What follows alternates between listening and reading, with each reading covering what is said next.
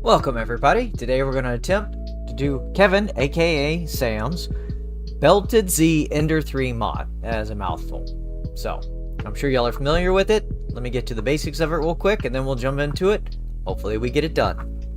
We'll see what happens. Y'all know how it goes on this stream.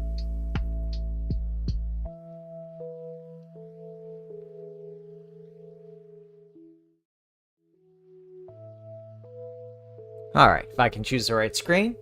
First off, here's the kit that I bought off of AliExpress. I did pay right at $23.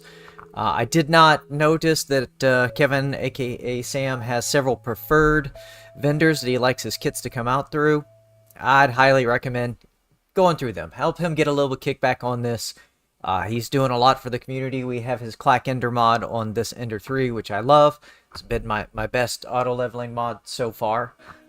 Cannot recommend it more.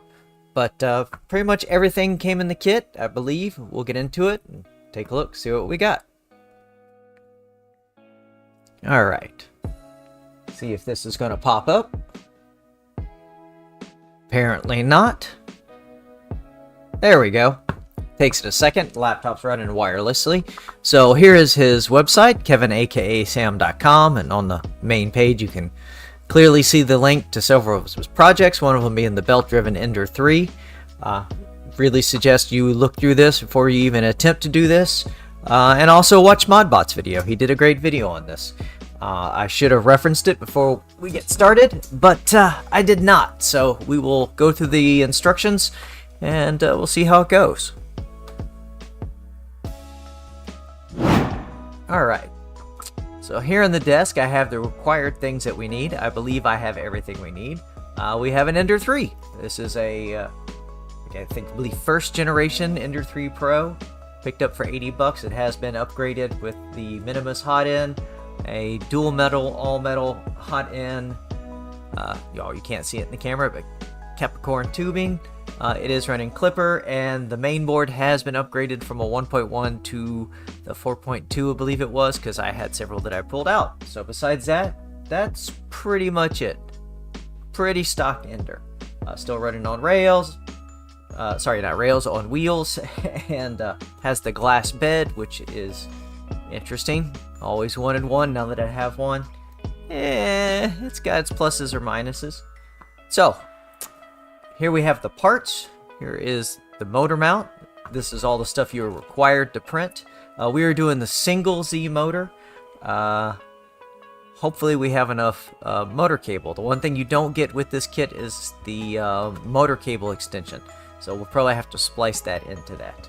But here is the motor mount. We have our left and right Z-axis mounts. We have our top mounts for where the rod is going to go through. We have our belt, or belt pulley. We have the two mounts that go here at the bottom for holding the belts. We have our tensioning block for shifting the motor back and forth. We have our tensioner knob. We have a couple belt clamps, guess you would call it, because these are two-part. Here's the other half of it, and then two little bushings. I believe that was all the parts. Oh yes, and the power supply mount. We'll see how this goes. I'm pretty sure I have forgotten something. The other thing you're going to need, coffee. Yeah. So let's see what came in the kit. First off, got the rod that will go across. This is why we went with the single Z. Also, I didn't have a spare motor, didn't feel like buying one. We have some belt.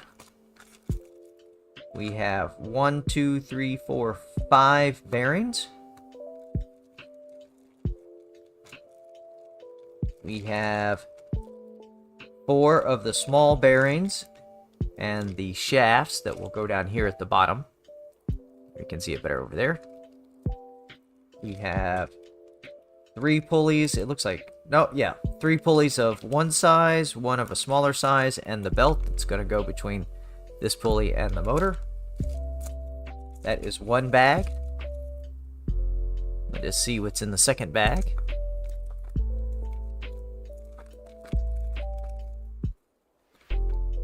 Right.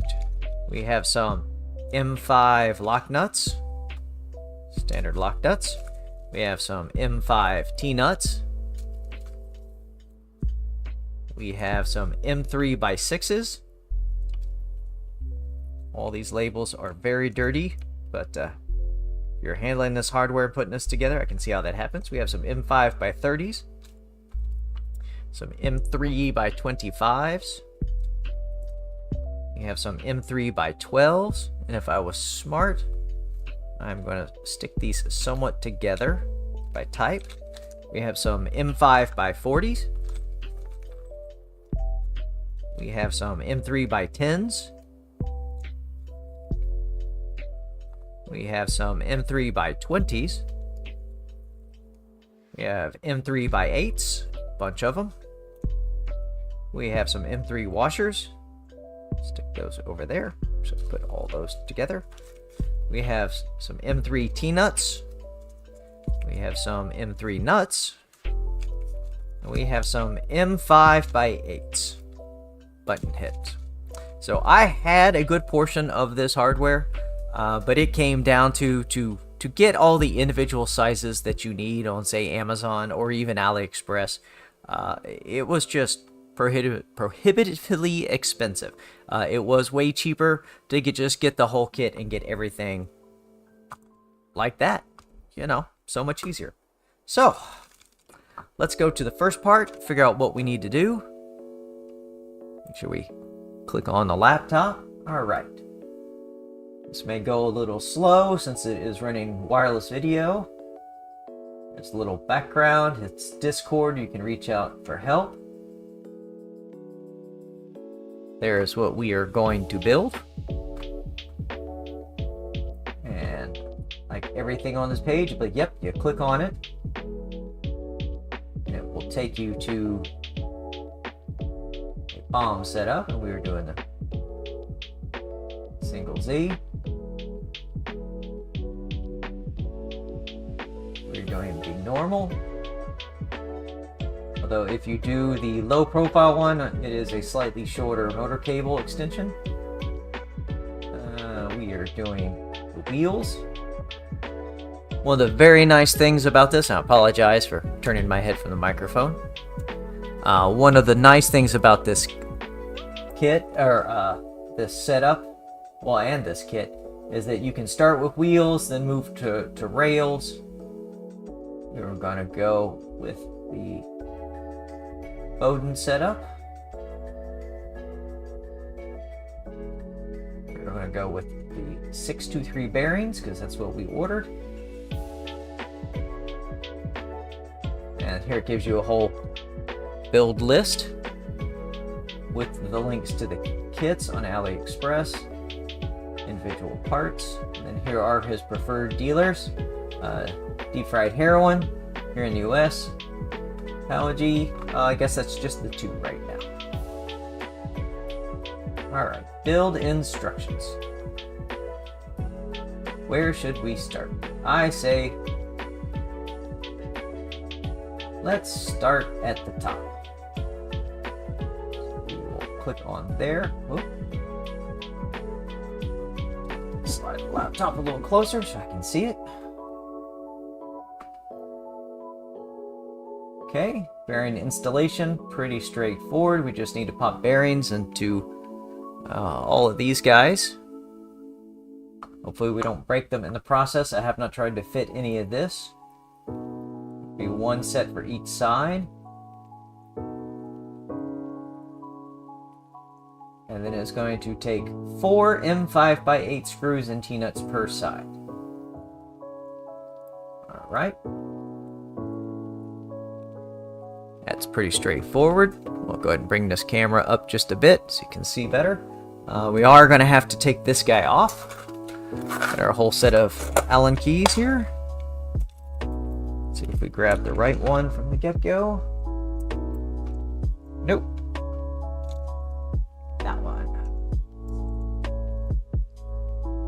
Now, get this spool holder out of the way.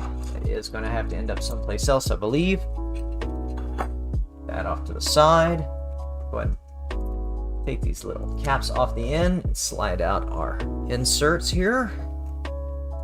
We'll have to print some shorter ones after we get this all together to take up the space in there. I just like the way it looks. Set those back there. Take that guy off just to be safe. Do one on the back. I did not. Okay. Let's see. Yeah, the bottom ones are going to be fun. So, let's start with 2 of these guys. And we need a matched set. Like so.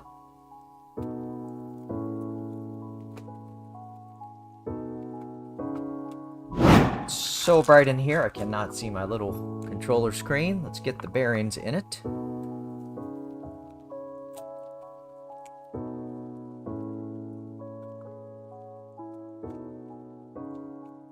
That should be all we need. The extra one was a nice addition. Not quite sure why. Oh no, that goes back here. We are going to need it. Let's try to get these bearings in here. Oh, boy. Let's go from the other side. Bottom.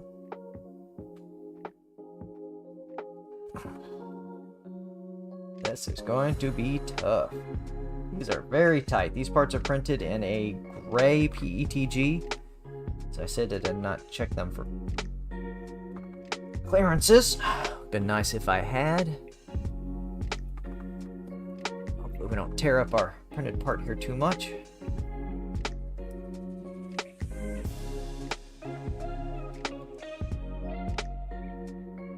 Oh, it's going.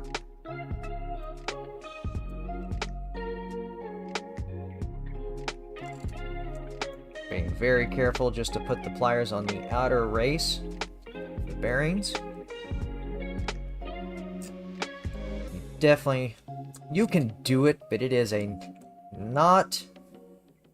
frowned upon process to hammer these guys in. Does not matter what you're doing on. With bearings, people do not like you to hammer them in. You can get a bearing driver, but one slip and then bang. Right. It's almost there.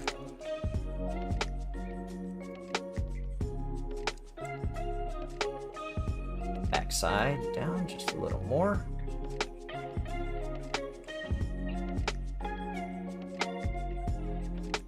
There we go. Then what we can actually do is stick the rod in here. Straighten it up a little. There we go. There is one. That was not too bad.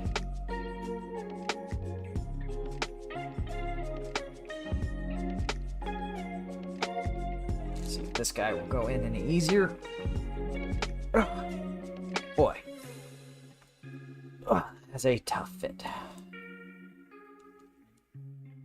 There we go.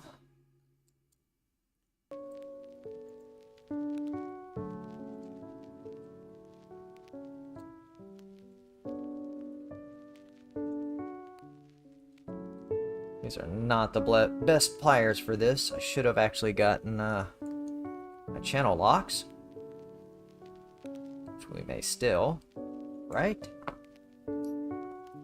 Those.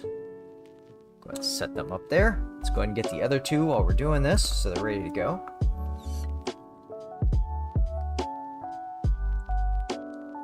Oh, boy. I can already tell that this process right here, depending on how well your printer is dialed in, I would definitely print you some spares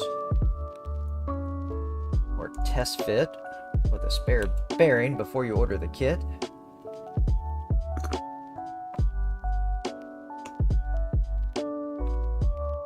Oh. Let's move on to this one. Like it's going to be any better.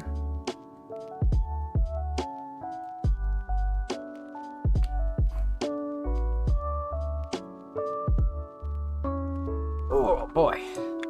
Let's try this.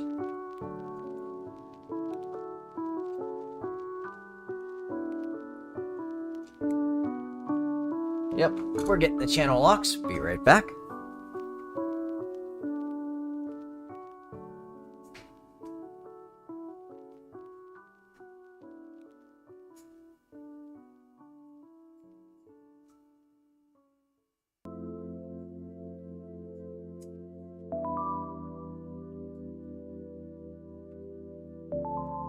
Alright, back with our handy dandy trusty channel locks.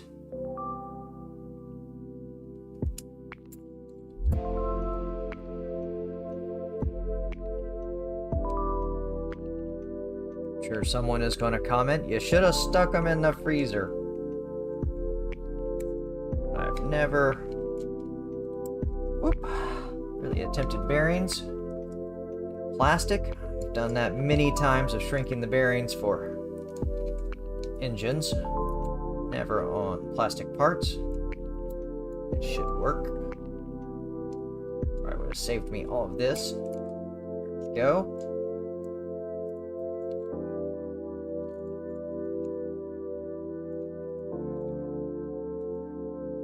Real kicker of this being, I do not believe I have any more of this filament left. So if we screw this up, we are prone to do, just ask my parents. There we go. That was much easier. There we go. Perfect. This one in. Put the back side in, hold it with my thumb. Hold my breath.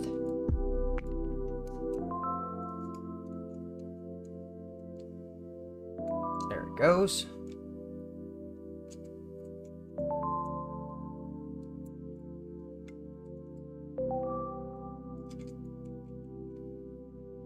I have to say, so far, it seems like Kevin, aka Sam, has put some real thought into how he designed these parts. As I said, tolerances can vary a lot from printer to printer. It's looking pretty good. Boy, that one's going to be tough. Alright. There are 4. Let's find which ones are going to the front. It looks like, looking at the laptop, they're going to go on the back side. Let's get a little closer. Actually, let's change over to the side camera so you can see what I'm doing. Alright, bring this up a bit. These are going to go the more extended side, going backwards. Does this fit? It is pretty tight, but doable. So let's get our screws. And these are going to be 4 M5x8s. So here we go. M5x8s.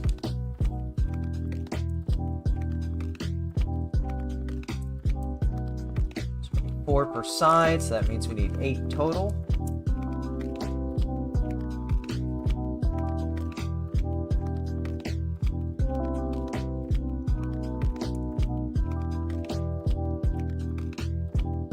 Oh, we need our M5 T-nuts. Boop.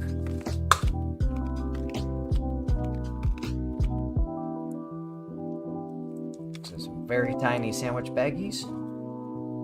Oh, those are the M3s. The not lock nuts. M5 T-nuts.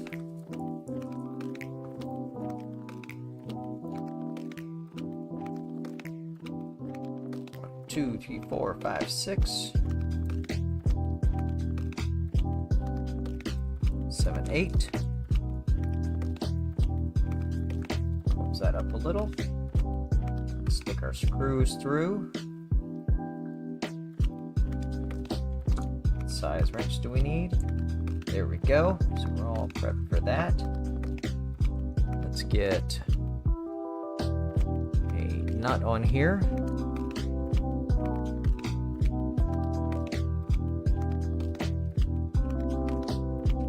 On the back side.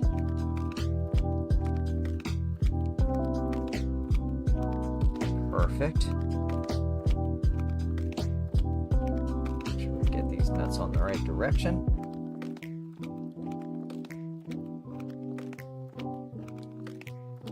There we go.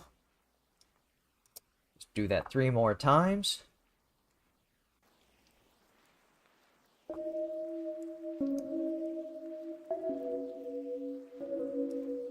I am hoping to do this in one stream, but yeah, highly unlikely.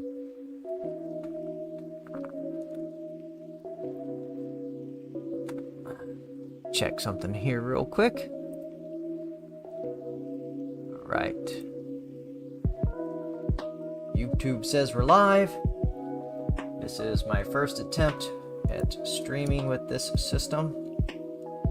Since my last cameras were just love to lock up. And started out with 3, then it would go to 2, then it would go to 1, and I just could not trust them. So I was like, well, we just won't do any live streams until we are sure. And the only one that may lock up is the one you're looking at now, but get around that.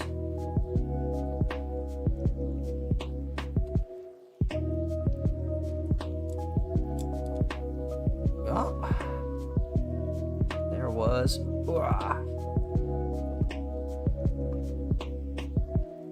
My nearly first boo-boo.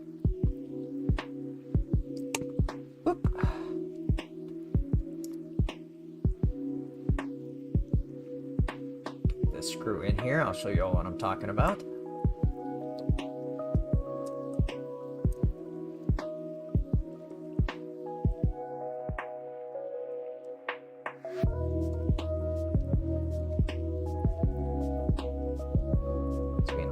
Difficult. Right, there is 3.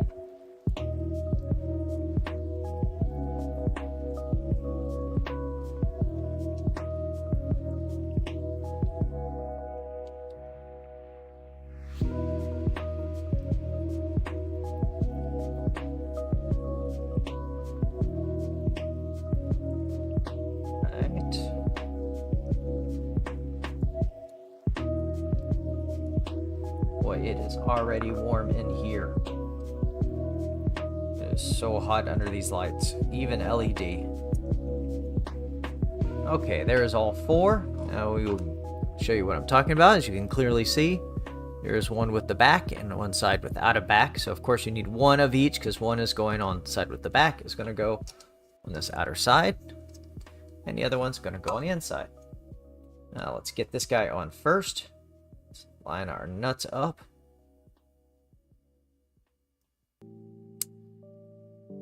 So they are roughly parallel.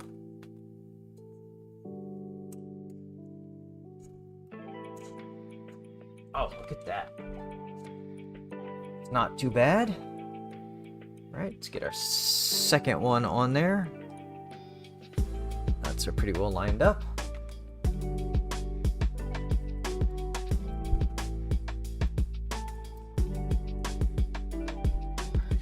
In. This guy should come over and touch. And there we go.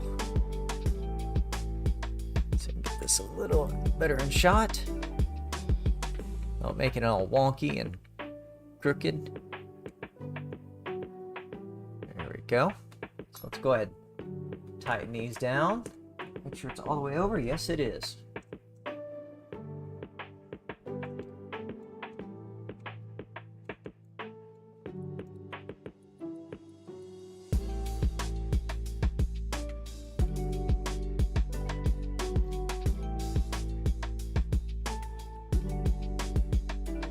Get the ones on the back side.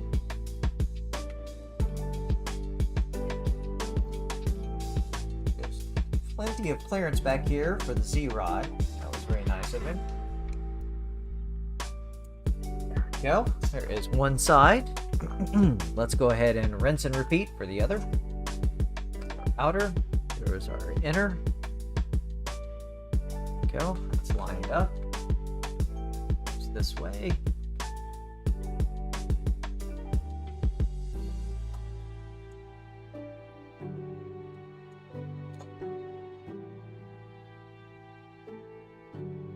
Oh, come on. Just barely catching. Oh, there it goes. There it goes. Where's your daddy? That's when the nuts get spun. Yes, they did. Let's go ahead. There we go.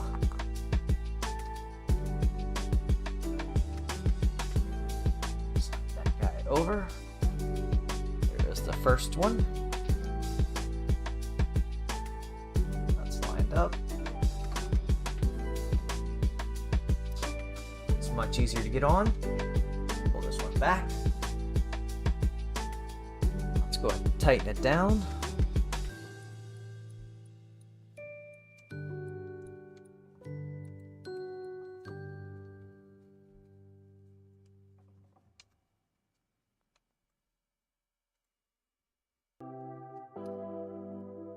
Oh, we got a little bit of a gap. Back. Get the outside one first.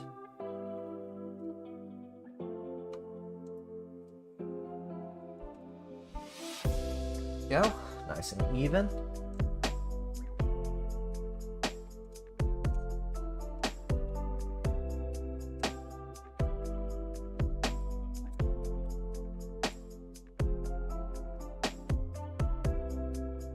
That down. Let's tighten this one down.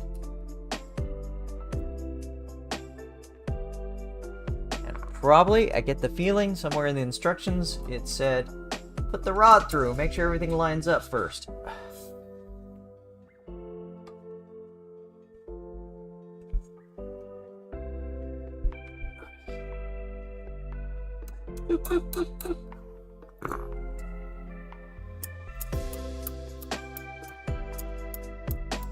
Go. One bearing is a little tight.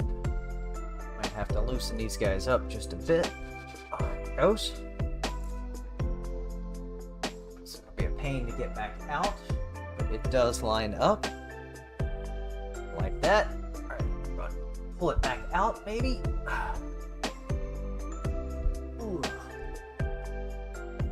Alright, that is going to live there for a moment. Actually, no, it's not. Because the next thing we need to put on is this engine mount, or the motor mount. And that has a bearing that goes in it. So we definitely need that guy in there. Let's get this out without buggering it up too much. We're stabbing ourselves. Let's do this. I am going to loosen these guys up.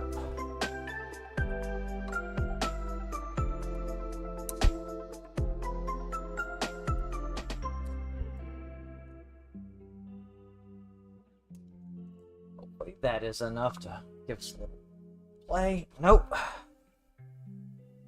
Yeah, anything worth doing is worth doing 3 times.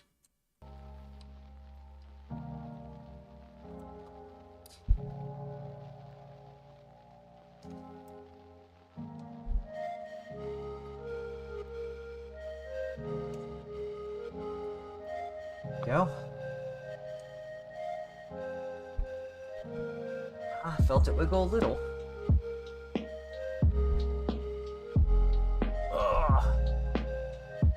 Oh, we screwed up. Alright, let's do this.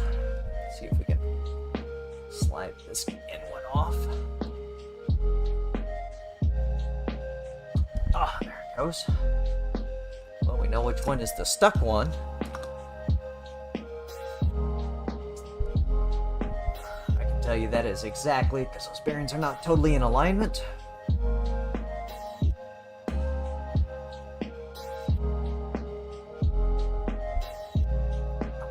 There. It does not help. These bearings and this rod have a little bit of grease on them. There it goes. Alright. Well, we know that's pretty straight. Let's go ahead and put this side back on. We're going to go ahead and leave all that loose for now. So we get this all the way assembled. Of course, our nuts are going to spin.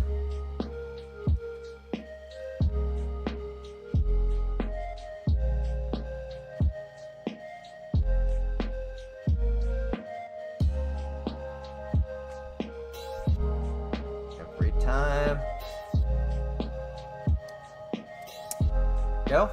Alright, leave that loose for now. I believe this is our next step. Let's go over to the laptop again.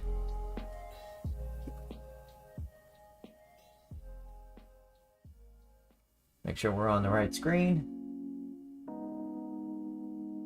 Okay. That is the end of that page and the beginning of our journey. Guess we go back. Yep, let's go. Ah, no. Close it.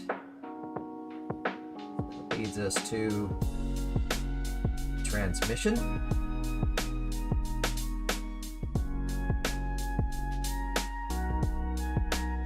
Okay. First thing we need to do is assemble the gear. Let's see how that is going to work. That is this guy. I need, well, this guy eventually. And we need coffee. Oh, remember, here at Printer Prawn, we like our women like we like our coffee. Bitter. Oh boy. Alright. So I believe 3 of these are going to be the exact same, and the 4th one is smaller. Yep, that is going to be our one that goes in there. Okay. Let's remove the flange. Hey, that's what the channel locks come in handy for. Just gonna put them on the edge and... Hey, look at that. Popped right off. I really thought that was gonna be a lot harder than that. Hope this was the right one. Does bend the flange pretty good. I'm sure it could be hammered flat, but will never be the same. Okay. There are screw holes on the front, and the flange is gonna go on the back side, or not the flange. Oh no, that's the right one. I believe it's a 20-tooth pulley.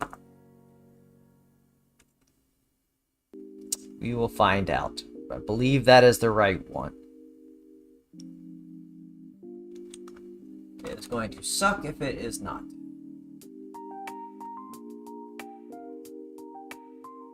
Back, look at the build of materials real quick.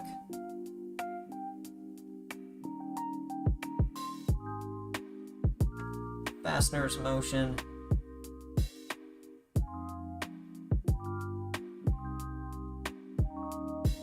One for each side on the rod, one for printed 80-tooth gear, and one for the motor shaft. I believe that was the motor shaft.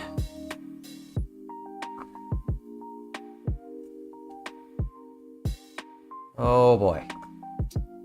Let's see. 322. 320 tooth. And what do we have here? We needed a 20 tooth. So we have already screwed up. I do believe I have a spare one of these, but we will see if we can tap that back on.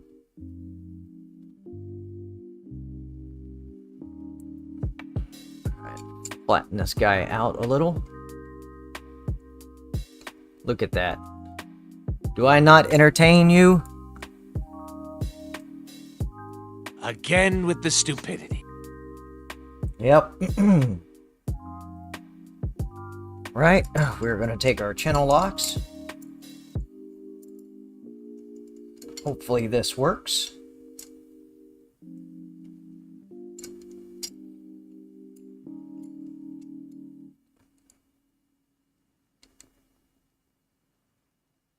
This is what happens when you don't read the instructions.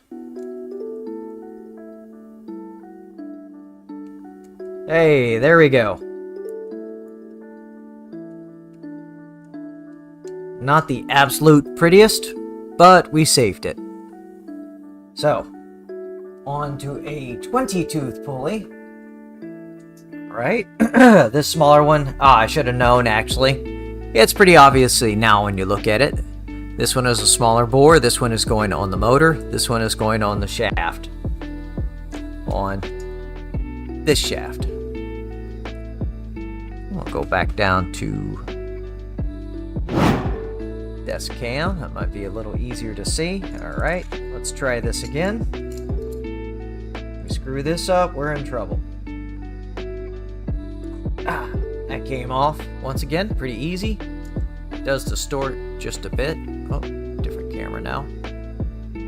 But definitely savable. All right, so it comes in from the back side. Yes, this looks more correct.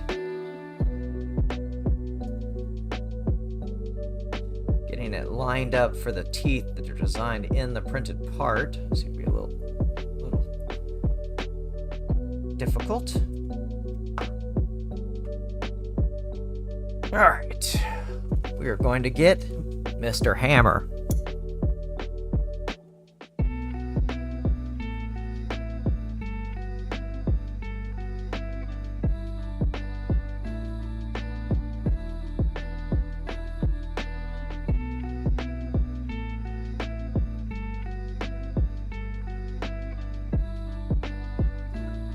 Good old trusty Harbor Freight ball peen hammer, which is, wow, falling apart.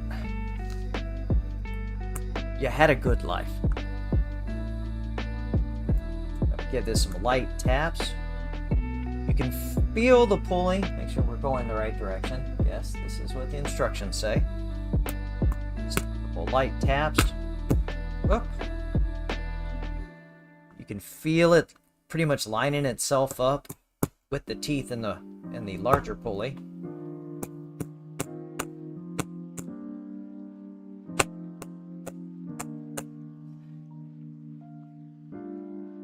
Almost there.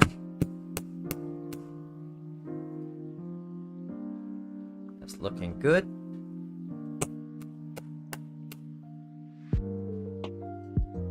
There we go. Up here now. All right. Now I am for sure going to drop this off the desk right on my toe. It's not often we use a hammer with 3D printers, but sometimes motivator.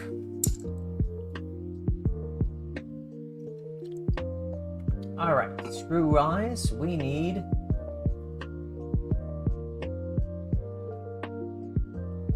5 M3x6. And tighten them crosswise, just like you're putting a wheel on a car. All right, so let's make sure that the metal pulley is flush. It is flush. So M3x6s. Eeny, meeny, miny. 3x6. We'll go ahead and stick these in a little bit of an order. 3x20, 12, 10, 8. Over here we got 25, 30s, and 40s. Our T-nuts. And here are our nuts and washers. Washers over here. Right.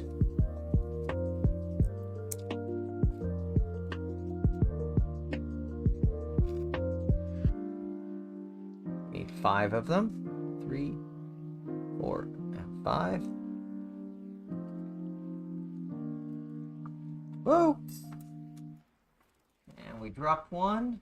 Hope it's a spare. If not, I know I got more of those. There it is.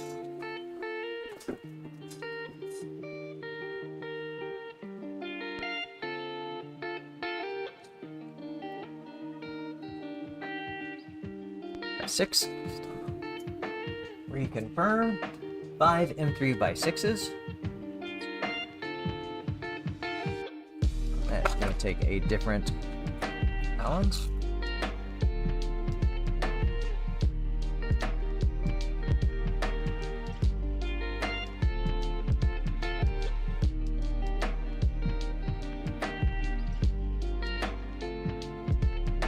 There we go. That is actually feeding very nicely. Mostly straight.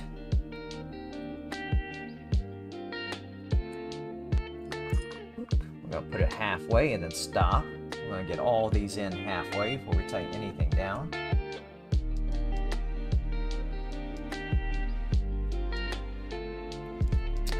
might have to get... Do I have it over here? I did have an M3 on a nut driver just because it was my most regular used tool. It appears, well, there is the nut driver. Don't see the actual bit. Joy. Okay, doing it the hard way.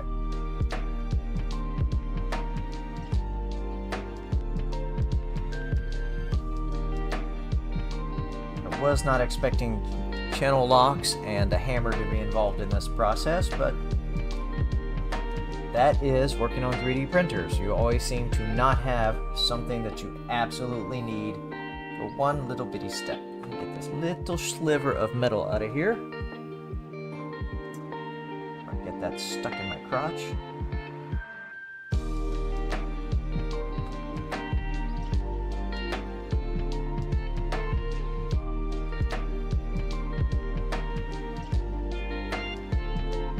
Seems to be a little easier to get it started. Spin the whole wheel. A little bit of a self-tapping process. Yeah. There we go. A little harder because this does not sit flat.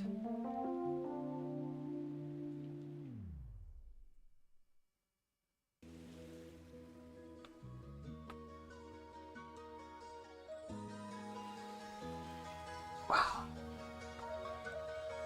It is very warm in here. Fortunately, I cannot run my AC while I am doing a recording or a stream because, well, it's a loft and it's like right above me, so it is loud.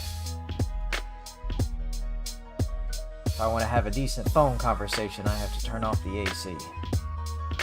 What of that loft life?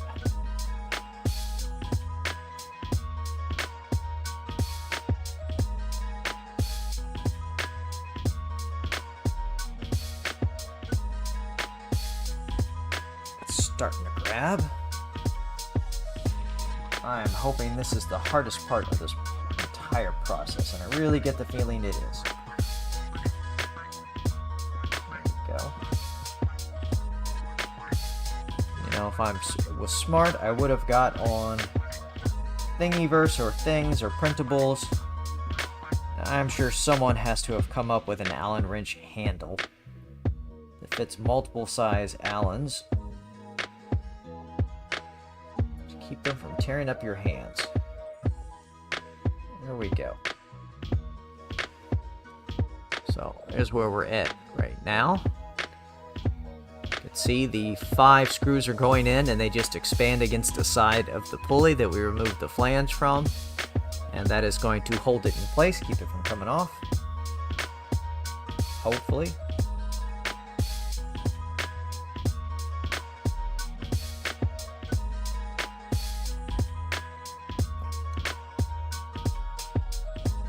Go.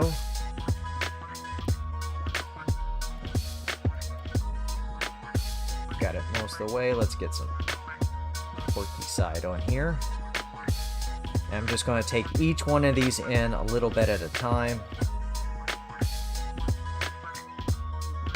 I don't want to get 1 or 2 of them in all the way and that put enough pressure on the other side of the plastic part that I can't get the screw in.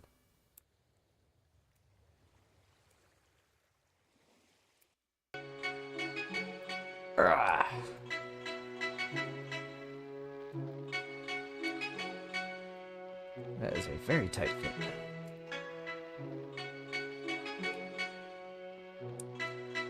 But quite impressive, the level of engineering here. I believe this is taken from the Voron design.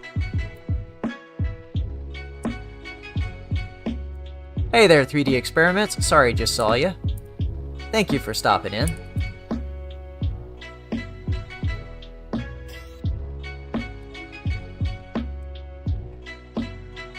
Oh, I have a... hello! Just for that.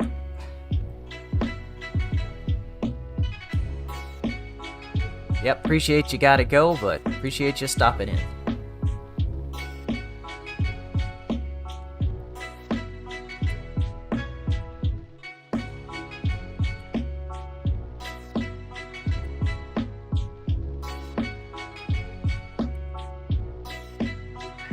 almost there.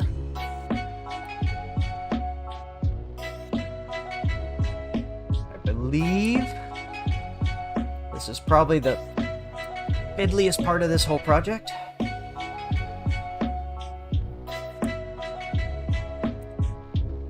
Just several little screws in a tight little circle. Ah.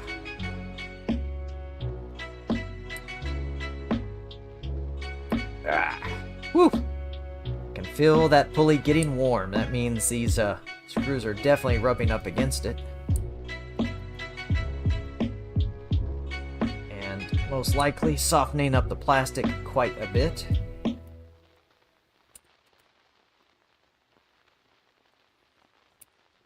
Go. Getting our lovely snap, snap, snap noise right before it actually goes real snap. There we go.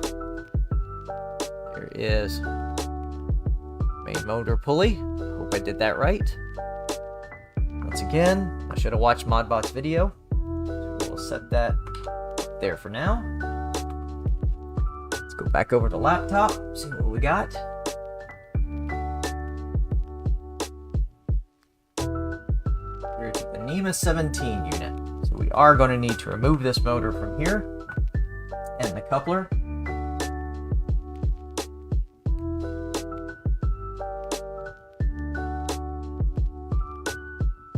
Alright, so we need 2 M3 nuts and an M5 nut. Okay. There's 2 M3s.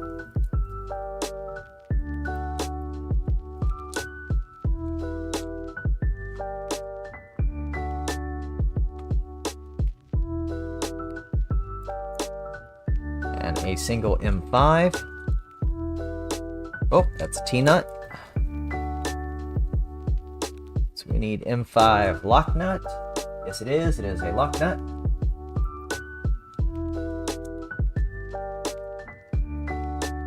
I took a bit of a risk getting this unofficial kit, I guess is the best way to say it. And I hope all the parts are here. So we can see. Whoop. Oh, we're over here now. 2 little M3s and an M5 is going to go here.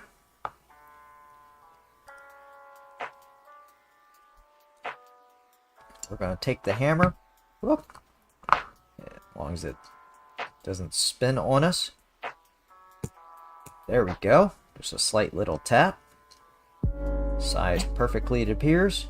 There we go. A lot of times people make these M3 holes. I've done it myself. Nut holes or recesses in parts. And they do not give a little bit of space because the plastic settles, printing tolerances. I've done it many times where I'm like, oh, I'll just use an M3 and make a hole. That should fit. And then I go to put the M3 in there and it does not fit. End up having to do usually about 3.2 millimeter, which seems a lot, but seems to be my average, 0.2. Doesn't matter if it's PETG or PLA. Haven't done anything in ABS in quite a while. So we're putting the nut in the right way. Yes. I think this is going to be channel locker. Go back down to the desk view so you can see. God, it's so bright in here. I can't see my controller.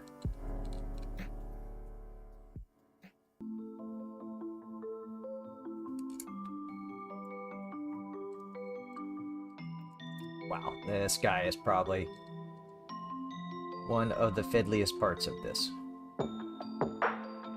Kind of wish it went the other way because it might be a little easier to get this nut in there, but just keeps wanting to spin. I think what we're going to do is, as an M5, I want to take one of these 40s.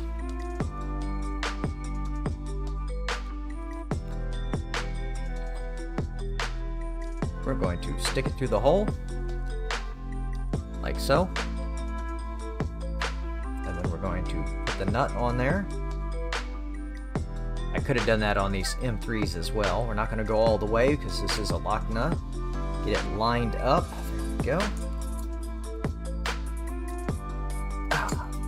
There we go. That was much easier. Now it's sitting in there perfect. Take the screw out. You can see it's sitting up just a bit. Give a little more of a brush down in there. Now it is completely flush. And the camera's not going to focus. So for once I remember to turn autofocus off. Okay. Next part is we need to mount a motor to this guy. So we need to take this Z motor off. So let's move some parts out of the way.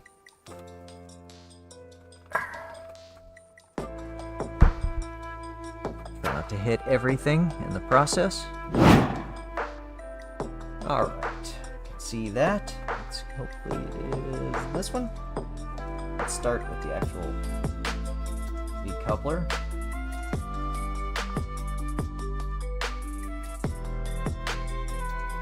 Oh yeah, it's a tight boy.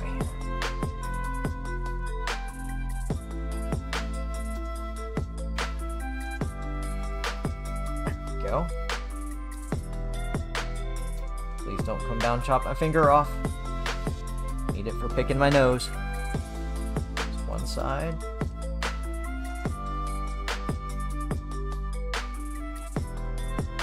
And since we can't get enough torque on there, long to make it easy, we'll just do pliers trick. Maybe.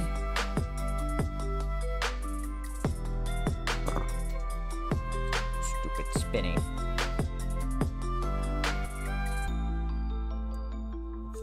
I'm spinning. There we go. That loosened that up nicely.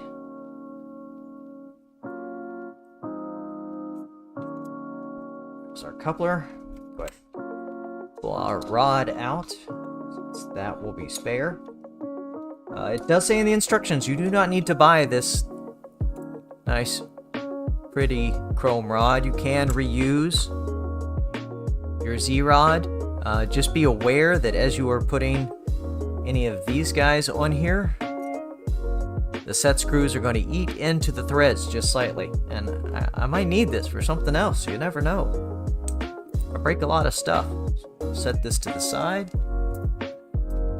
Can clearly fall off the table. Now we need to get this motor off. Too big. Yep, too big. It's gonna be that guy.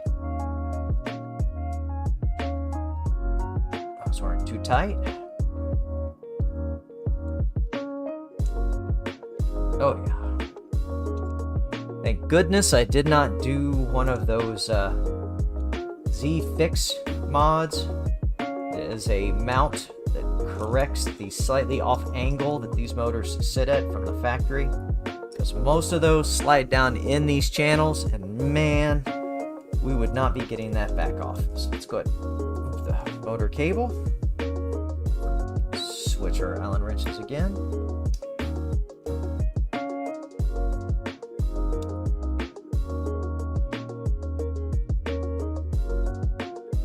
Here we're going to need 4 M3x8s. Attention, the side with the M3 nuts faces the motor. That makes sense. Keep them from falling out. There is that. These two guys. It's off now. Set that to the side.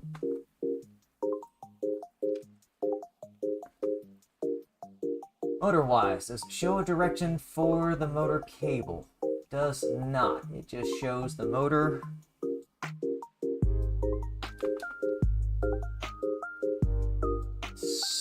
Cable's going towards that. I'm gonna go like this. So, oh, I did it backwards. So we want the nuts going towards the motor. That on very nice. Get that lined up as well as possible. Let's see, and I believe this is going to end up going like this. Ah, so there's a problem. So we do need to spin this 180 or 90 even. I like 180. Go.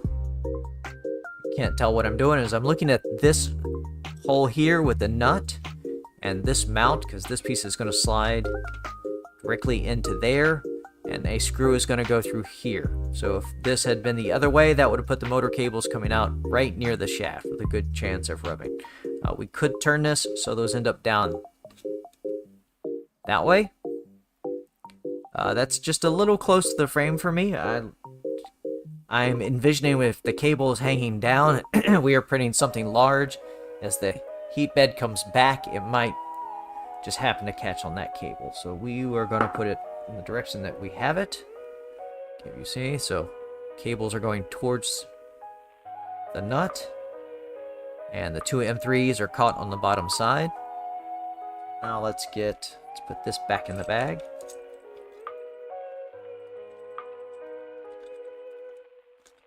Rid of this plastic bag. Go back over to the desk cam. We need 4 M3x8s. So M3x6, M3x8s.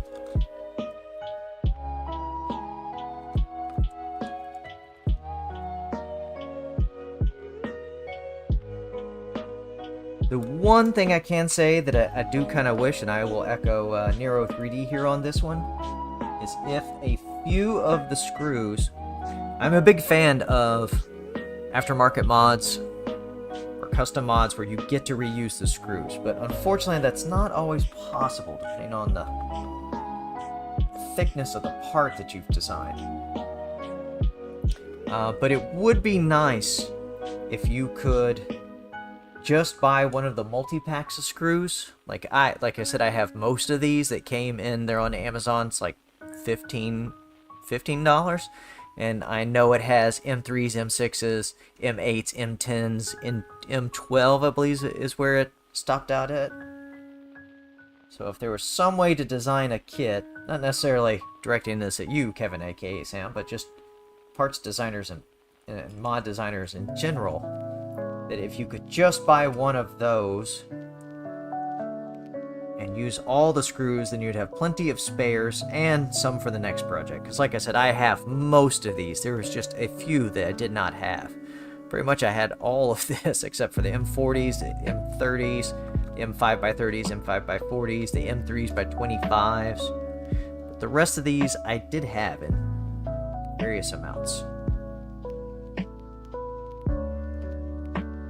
We got one screw that's fighting us.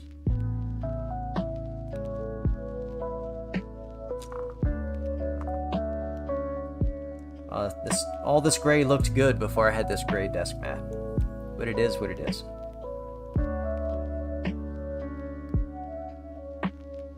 Just keep giving them their close-ups, Mr. Director.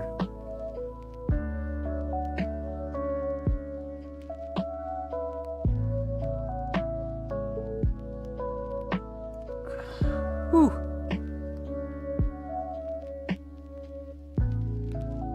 Sorry, over here. There we go. Fixing my OBS.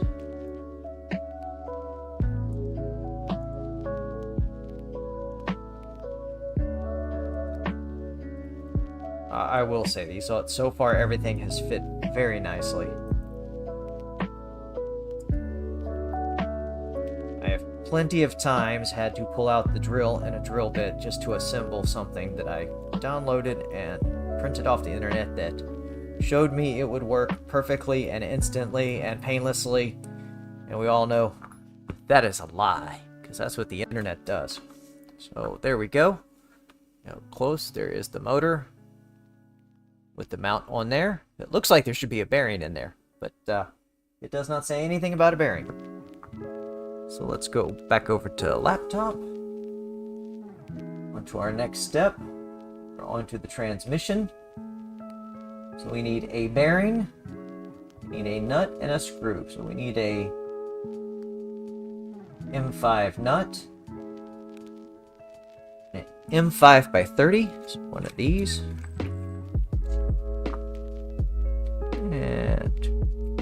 only have the one type of M5 nut.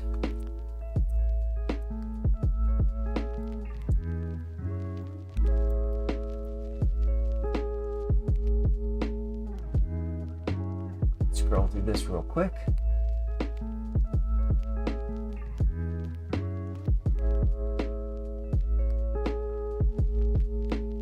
Alright, let's focus on getting the bearing in first.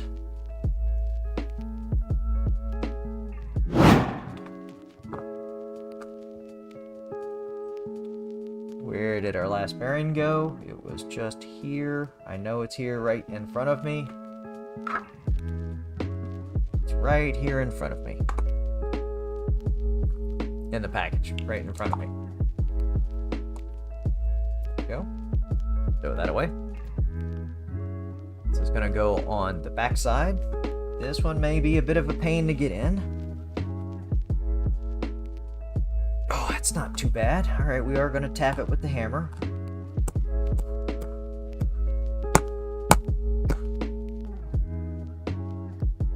Not too bad.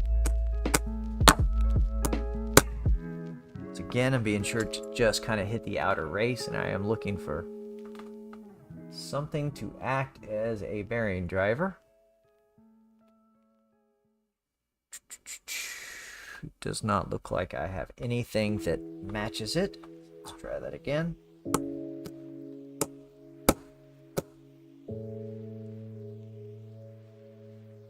Almost there.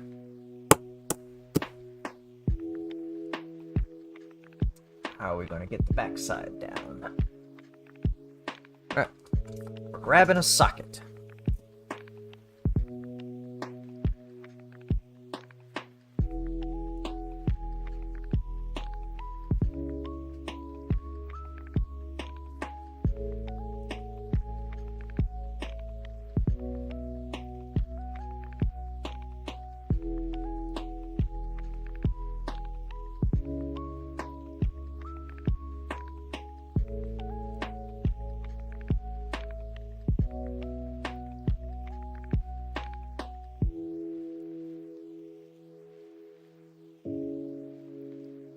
All right. I think this one should work. Let's see what I got here. Well, this is the last of the banging I need to do. This is 11/16. Yes, that just barely fits it. We're gonna go ahead and stick it upside down. This is just sitting on the outer race edge.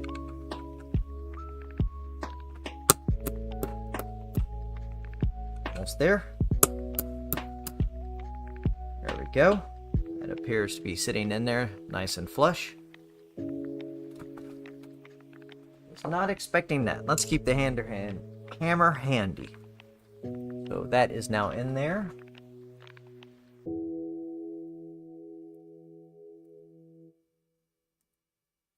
Motor is applied.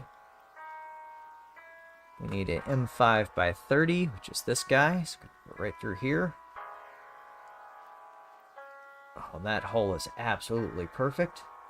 And does it need... It needs a lock nut in it. Trying to tell by the instructions, are there separate M5 nuts? M5, M8, M3, 3 T-nuts, T-nuts. Nuts, M5, lock nuts. No, all we have are lock. My concern here is which direction this goes in, so it does not sit out a bit. Go. Channel locks.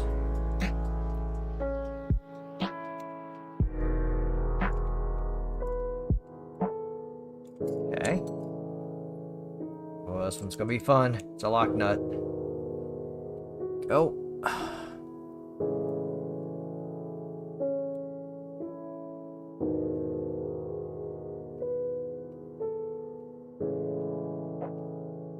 Yes, instructions do not say.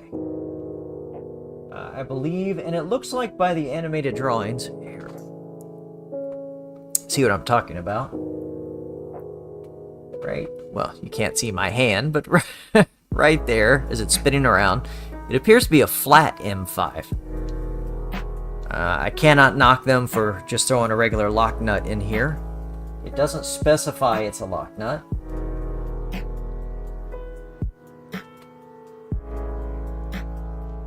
But it is sitting flush in there. There we go. That feels good. Oh, that's bottoming out. Let's go back over to side camera. You can see it's flush in there. I do have the rounded side of the lock nut going in, which is technically backwards, but it's nice and flush on the bottom, which is what I was going for. Hopefully that is correct. Okay. We have the bearing in there. So we need to put the T-nuts and screws in. So we need 5 M5x8s with the nuts. Nuts. Guess we can actually move these parts that we don't need for a while out of the way. Ooh, I got a bruise on my elbow. Thank you, camera. That is M5x8. Would be nice too if the screw sizes were bolded on the online instructions. I know it sounds like I'm complaining. It would just make it a little easier for when you're glancing over to see exactly what you need. So yes, it is 5, 2, 3, 4, and 5 with the nuts, and M5x8s. M5x8s right there, just the big bag. I believe you can pretty much assume anywhere you're putting a T-nut. Well, no, I take that back because some of them are M3s, but the majority of them are going to be M5s, all these structural parts. Put these through. I think the secret on this guy is, let's get the center one in first. Yeah, center first. Because depending on how fat your fingers are, you are going to have some trouble trying to get in there.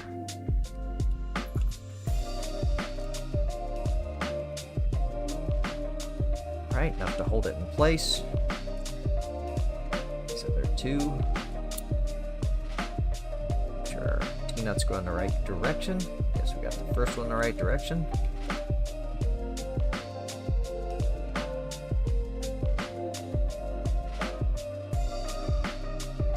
One is on.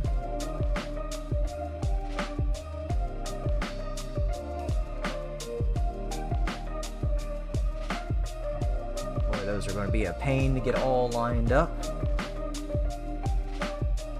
Okay. And I see one of our first big, well, not a problem. Not really a setback either, but it is going to be getting this guy on. This is not one of those where you can, I guess you could stick the nuts in the 2020 and then try to take a small screwdriver or an Allen key and line them up with actual holes, but we're going to try the slidey method. So it means we have to take off one of the corners that we've already put on. That's okay. Anything worth doing is worth doing 3 times. So there we have all of our screws in. Hold it to the frame. 2 on the back. 3 on the front. We'll worry about aligning the nuts later. Okay. We need to take this motor assembly and this guy, and we're going to fit it together like so. And there are 2 slots it slides into, just like that. You can see there's, well, you can't see, there's the hole there. So we will take, this right.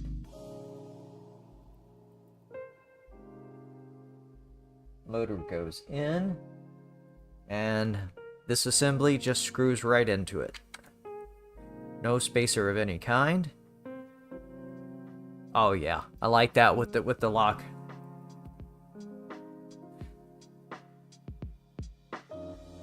Wow, that screw just barely clears.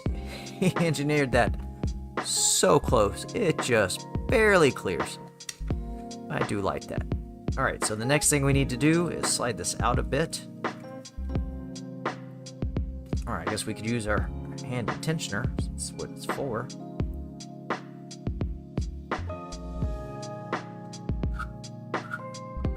And we're gonna slide this motor assembly over till we can get to these two screw holes.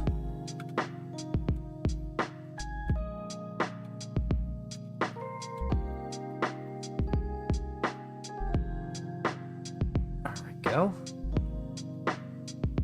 Seems like there's a lot of play in there for a screw that is very close to rubbing, but we'll follow the instructions. I need two M3 by 10s. Right there.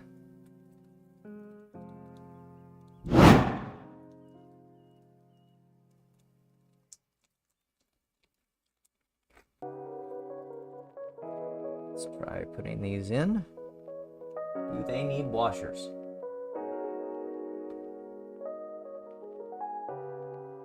And washers. We do need washers. So we need two M3 washers.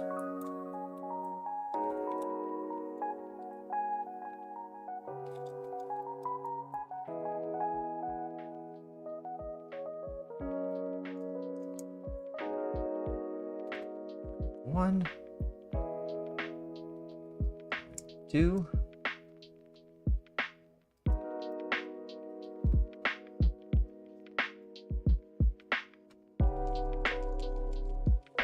Okay, that's strange. Doesn't feel like it's grabbing the nut. I know it's in there. Make sure that's right. M3 by 10s. Did I grab by 8s? No, by 10s. Confirm. Yep, that's an M3 by 10. See how this one does.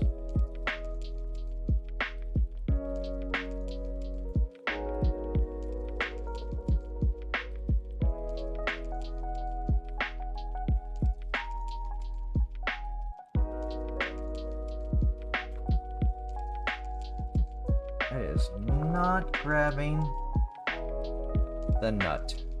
Oh, I bet you I know what we have to do. We have to take it apart. Oh boy, this is going to be fun. Oh yeah, that is exactly the problem. Okay. That's exactly why I do these streams this way. Oh, you can't see the screw has 8 right into the top of the motor. Show you here in a second. See if I can get this guy back apart. Go. Okay. We get to take it all the way apart.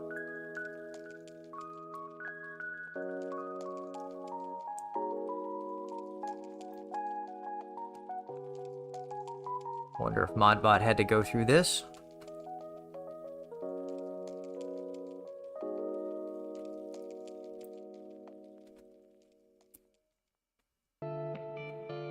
Wow, we're already an hour and 15 minutes into this.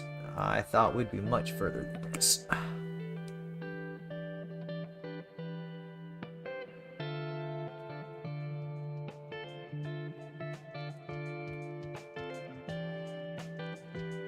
This is where we take this back apart and lose all the screws.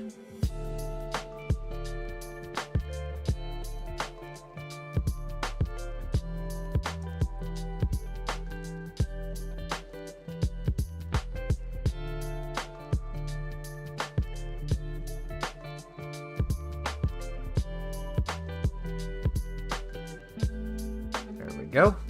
All right, so I'm gonna try and not lose the screws. Here's the problem. Get up close. You see how those nuts are right there at the bottom? I believe they need to go down quite a ways. So we are going to gently put that down. We're going to take one of the screws we were going to use. We'll take both. We're just going to give it a little tap. Oh yeah. Not too hard, we don't want to damage the threads. I believe you can clearly see. Now those nuts are sitting firmly way down in there.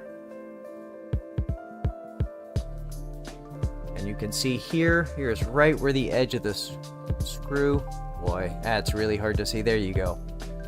Right as the screw is just catching the edge of the lip of the motor. But it doesn't look like it's going to cause any harm, so let's go put this back hopefully the same direction. Yes, we wanted the nut on the back towards the cable.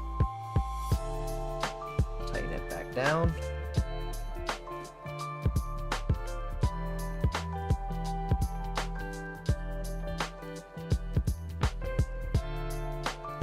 There's one.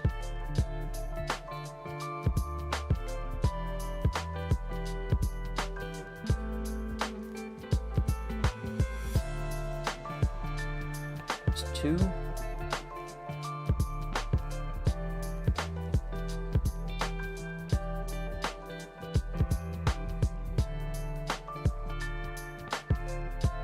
Three.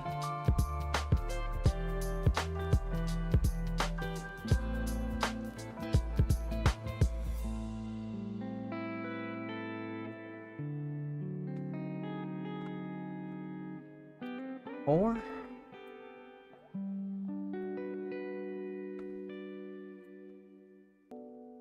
All right. Go back to this guy. It's going to go just like this. Yep. Over a bit. Go. Now this time, I believe these are gonna fit. Yes. Yes, yes, yes. Now they are hitting the nuts. That is one of those little things. I'm sure if I'd watched ModBot's video or somebody else's video who've gone through this, KevinAkaSam's video, because I believe, yeah, he has one as well, I would have caught that. Apparently you just want these just tight enough to hold it. Do not tighten them yet. Also screw the tensioner ring loosely through the hole of the transmission body into the tensioner arm. Alright. I feel like there should be a bit of a little bushing in there. But it shows it fitting flat against the piece. May actually end up doing that, printing one just to give a little extra clearance on this shaft and screw, because that could be bad. Okay, says do not tighten it yet, so we will not. Can it slide? Cannot.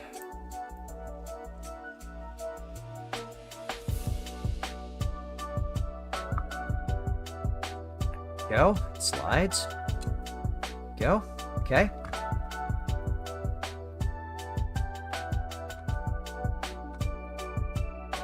Dual Z, repeat the building steps for the second part. Okay.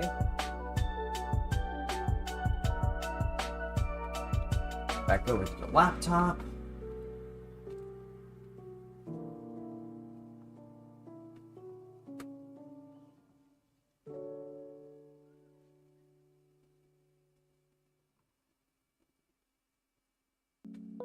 Top Z and belt installation. Yes, so we need to slide the transmission on first, and then the rest of the components. We need the two 20 tooth and the 80 tooth. And the small belt. So we need to remember to put this small belt on as we go, otherwise there's going to be a lot of pain. Let's come back up here. I'm going to go ahead and take these off. Loosen that guy up just a little more.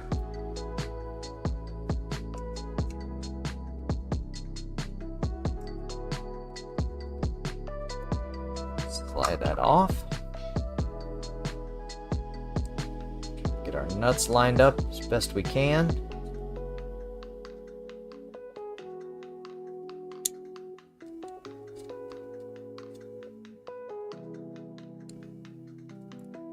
Okay. I really get the feeling we're going to be loosening these all the way, trying to get the nuts to seat right. Let's see if we can line these up. Go. Oh, that's not too bad. Except we're going the wrong direction. I can get a better shot of that. This is going to go this way. Yep. Front. Back. So motor to the back.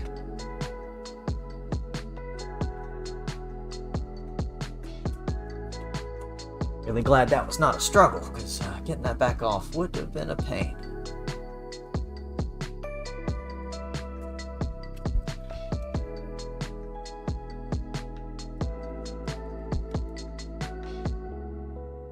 Spun nuts.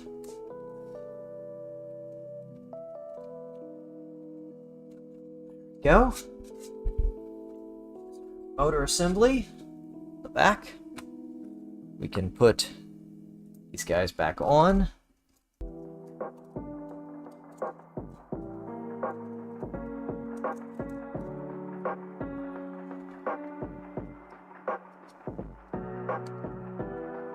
They are starting to fit much better. Put them on, taking them off 4 or 5 times. Okay. Turn this this way so we can see this. We're going to need the rod. We're going to need the belt. We're going to need these two 20-tooth pulleys. We need the big gear. Whoop. There's the big gear. Alright, it also says it wants these 20-tooth pulleys sitting this direction. They're actually going to be in here. Make sure that's right. No, I'm wrong. Towards the inside. So the set screw is going to be towards the inside of the printer. So let's start with one. Okay, so we need to loosen up our set screws. Try not to lose them in the process. Go.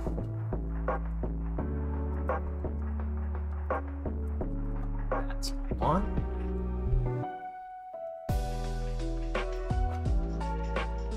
It's fitting much better. Okay, we need the big pulley. It is going to be going this direction. Should have loosened up our set screws. That is very tight on the M3s that are sitting on the top. Hold that pulley on. It's just barely rubs on them. That is in. We need to make sure we get the belt on here. So we'll just pull that in a little bit.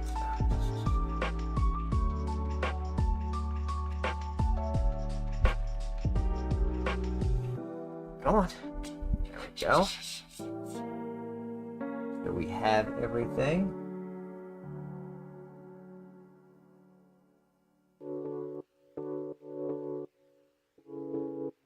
Interestingly enough, these instructions are showing this pulley that goes on the motor already attached.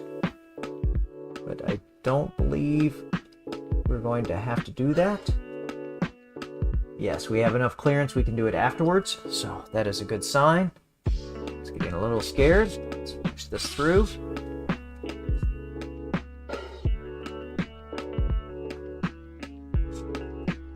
It's definitely going together much easier, like it should. Let's loosen up our set screws.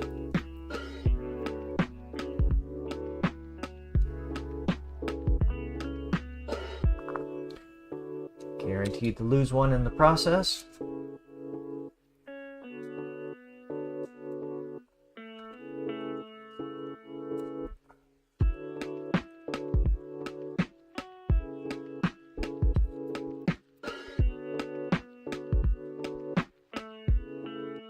Go. Feels flush at both ends. There we have it. Okay. Coffee.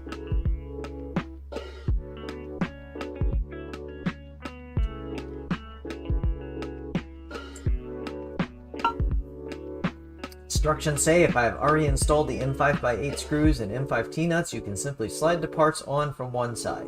The position of the transmission is not important, so we could shift it way over to this side. I think I might do that. Let's see how it looks. Keep the shaft in there.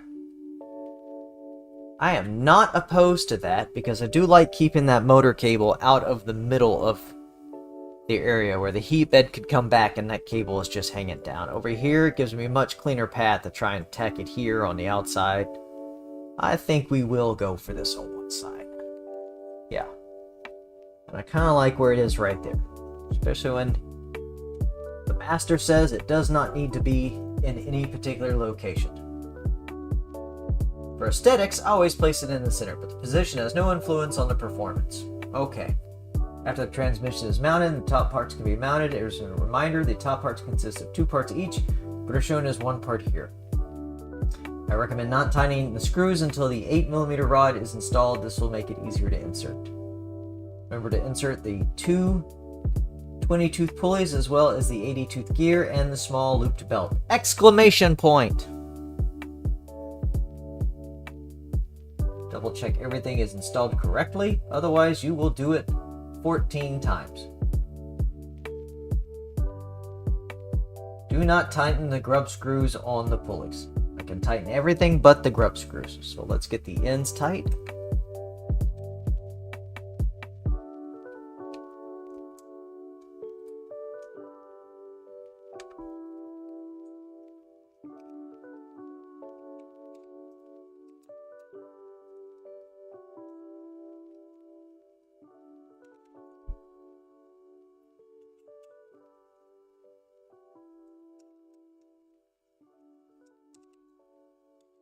A lot of screws.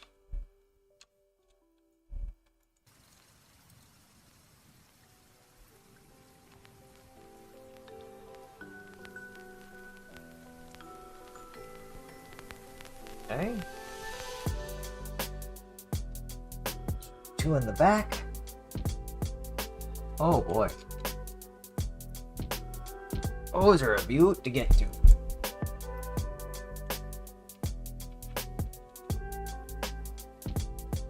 Okay, I am going to disagree with the instructions here. Yeah, it is nearly impossible to get to those 2 with the motor installed. So I'm going to take the screw back out. I'm going to pop the motor back off.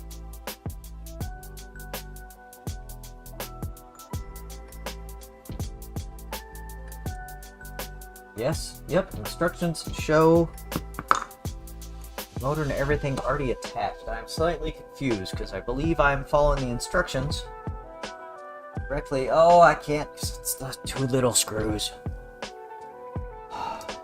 Oh.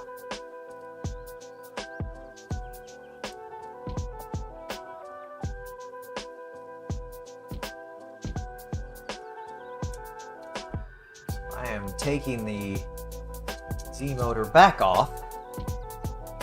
2 screws that are in the top.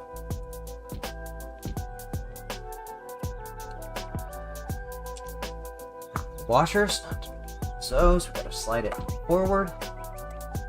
Comes out. Now we can get to these 2 screws.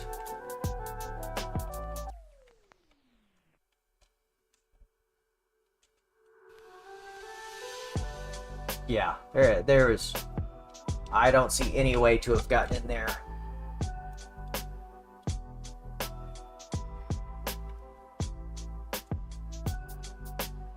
With the motor installed. Alright, let's go. It's a nice tighten down.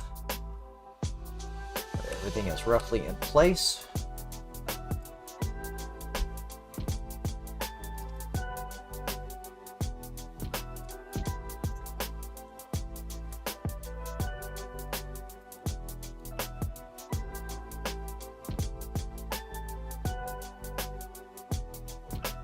Front.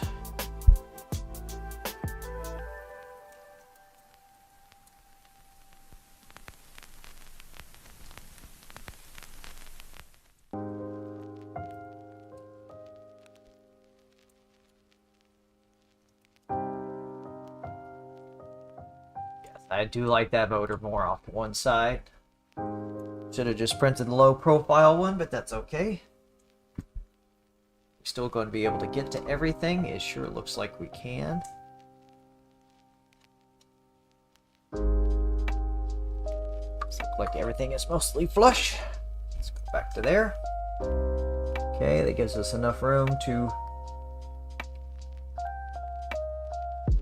Oh boy, that's interesting. Ah, there's a key at the top. Okay. So that's going to go down to there, and there's just enough room to get an Allen key into the top. All right. So let's take our motor, stick it back on. Again. Right. 2 M3 by 8s, I believe these were, with the washer. Just go in there loosely to hold the whole thing in place.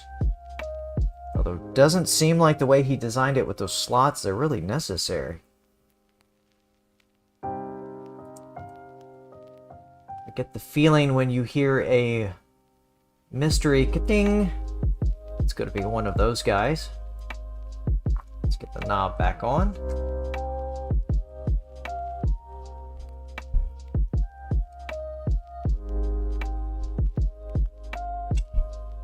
Up all the way.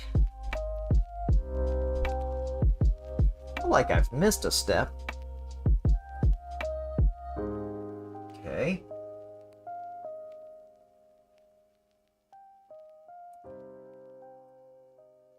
Let's go back over to... Oh, we're there. I feel like I've missed a step. Should I have gone down and done the bottom first? I don't think so.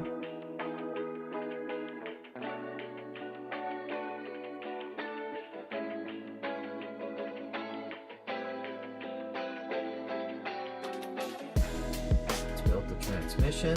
Yeah. On. Okay, it just shows the pulley on there.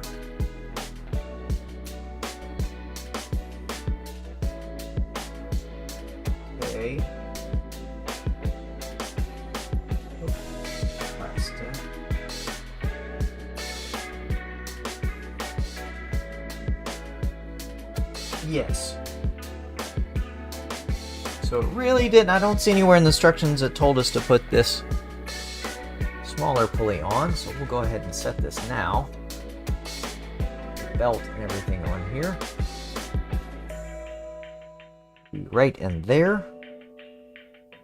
Where's the flat spot on this shaft? Does it have one? It does not. This shaft does not have a flat spot.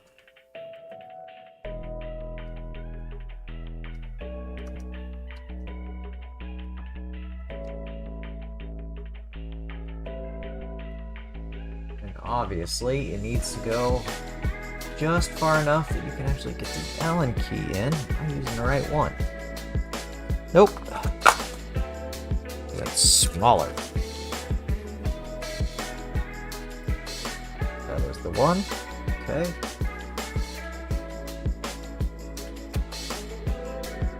That's about as far as we can get. Looks like there's just enough purchase on that shaft. Both of them.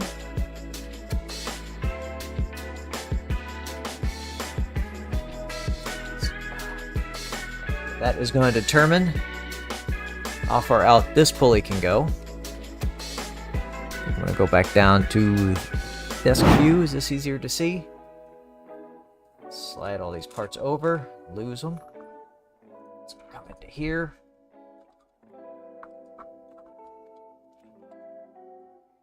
Boop, boop. Disorder. Alright. There we go. That's a little easier to see, somewhat. Go this way. Okay. Yeah, that's easier to see. So, basically, the depth that you can go on this guy, unless you installed it prior to that... to the second block being put in here, which I did not see in the instructions, but I could have just missed it. It's going to determine where this pulley lines up because it can shift around a bit. So we're going to put it on. Okay. Tighten it up a bit.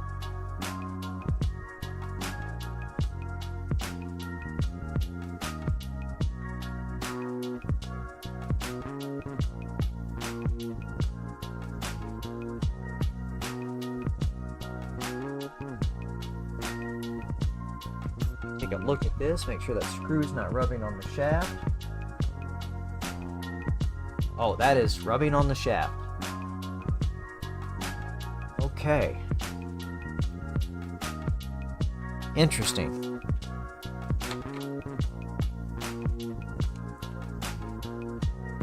Those are the screws that came with it. Definitely to get the tension. Yep, that rubs right into the shaft, and now the shaft can't turn. So, I believe I have a fix for that. It's kind of interesting. Were there any M5 washers? No. No. M5 lock nut, T-nut, 12. It didn't call for one. I'm very confused. So that M5 by 40 is the only option we have. Maybe? No. 8. Yeah. Those are the only options. Not quite sure why we got so many of them. Okay, so there's our first problem with this kit. Is the screw will rub into the motor shaft. It'll cause you all kinds of pain. I'm going to take this off. Slide the laptop very carefully over.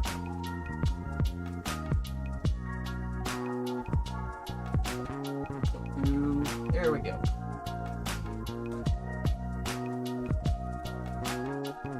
That should do it. Oh. There's going to be our fix. Which you should not have to. The only other option would be to cut this bolt short, but I'm going to take 2 M5 washers and just stick them on here. And I'm actually going to do... Those washers tend to have a flat side and a rounded side. I'm going to do the flat side to the knob, and then the rounded side to this one. Let's see if this gives us just enough clearance. That's why, once again, I feel like there should be a bushing in there. I did not see that in the instructions. But I could just be dumb.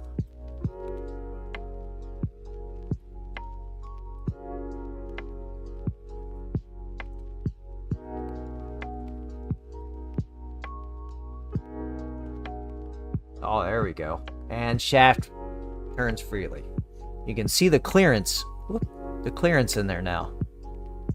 So yes, I highly recommend making sure you have some M5 washers. Alright, we're going to just spin this around a bit. See if I can get that better in camera shot.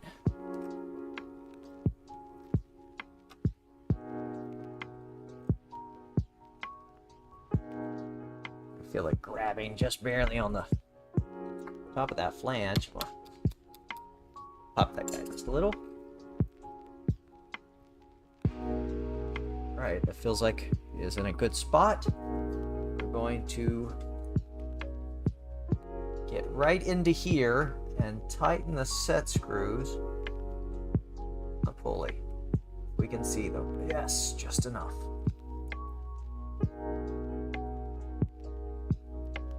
There's one. There's the second one.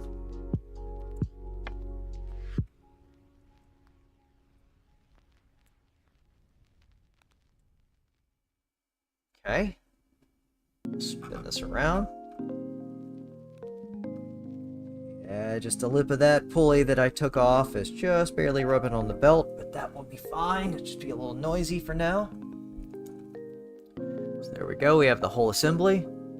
Just a little bit of tension. I actually can come off on that a bit.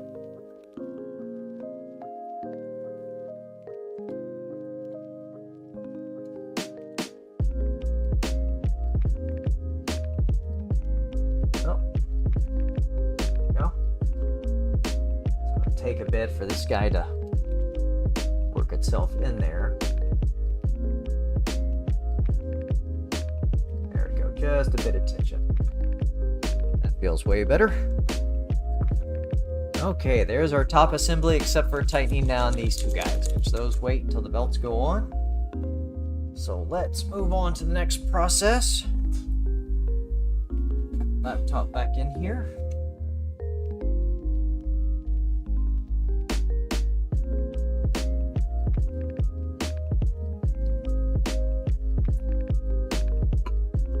Now, I did not see. Okay, here's installing the belts. I guess let's go back to building materials. Let's build the bottom parts. Hope I printed the right bottom parts. Okay, those are pretty straightforward. Does not say about taking off the power supply, but we do know the power supply needs to come off. So, on the reality, that is going to be difficult. It's not the ones I want off. Thought the screws were in the track. No, they're in the other set of track.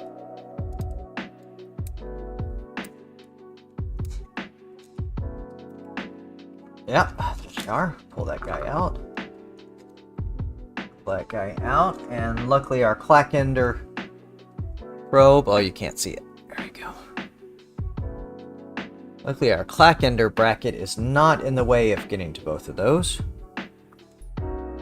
So I'm going to very stupidly hold this up with one hand. Ooh.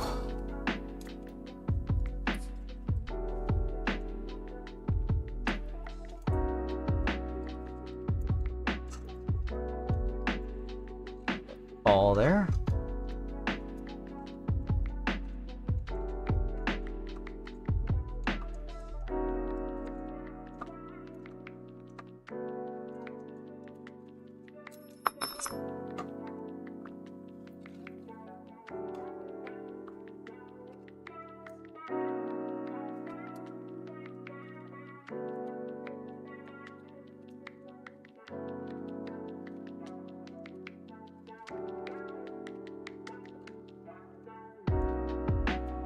Right, there are the two screws for the power supply.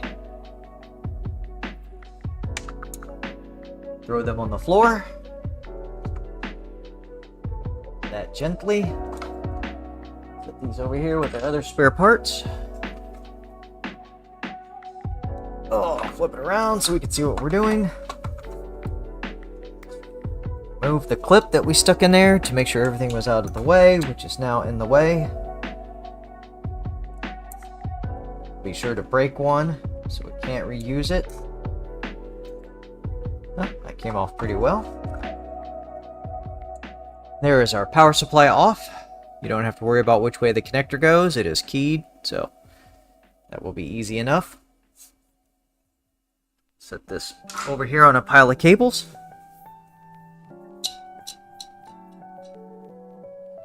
All right. I believe... No, we cannot put those back in because we are going to have parts go on the front. Wow, we're probably going to have to remove the display as well. Okay. No, these go on the back. Okay, let's put our bottom pieces together. It's going to be this guy. We need these. Here's it is going to be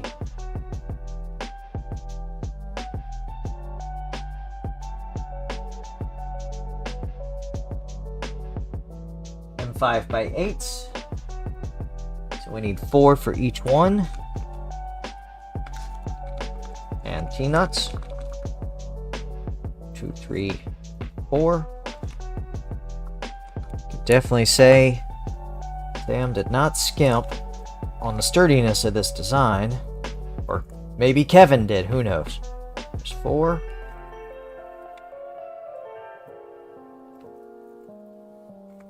is 4. Let's go ahead and get these in.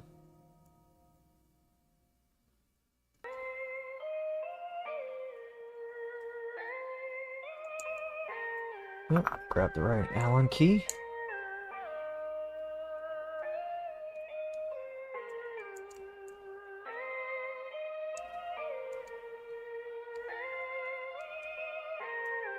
Have to say these are pretty detailed instructions. Oh boy, that is why those are scalloped. Wondering about that. Let's see if it's going to fit.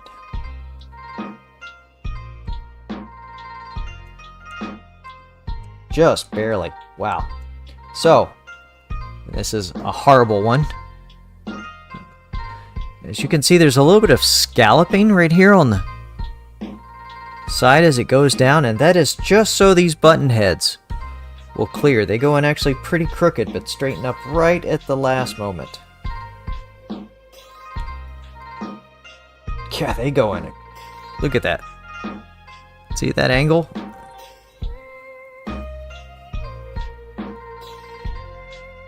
It's interesting. Yes, they do straighten fully.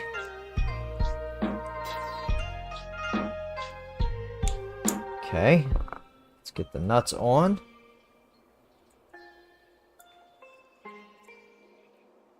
One.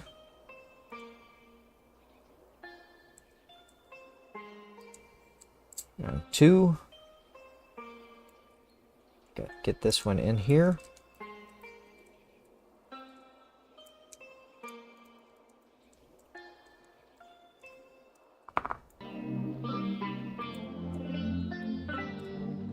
Not so sure coffee on a multi-hour live stream was a good idea. But if we shit our pants on camera, hey, that's entertainment. Pay extra for that kind of action, Cotton. Let's get the second one together.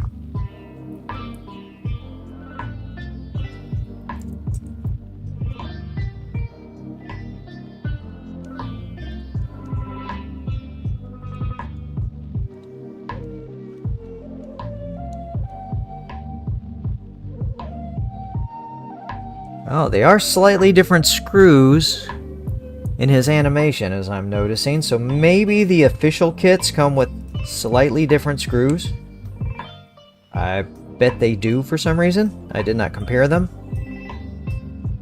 I quite honestly looked for the cheapest, because I'm po.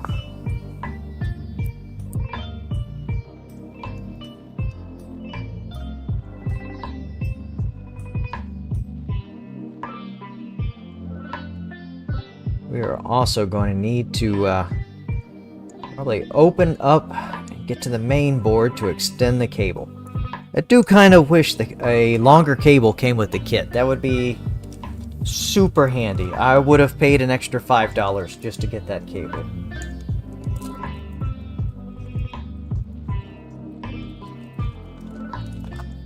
Probably end up splicing the one that I have. Not the prettiest, but it'll work. Alright. Get our very small bearings out. And these are a flanged bearing. As you can see, there's a flange on one side, just like the picture, and covered in grease. Put them together, just like so. Hopefully these little pins fit. Really hope I printed the right ones. Oh boy. I hope they fit on the bearings. There we go. Little love tap.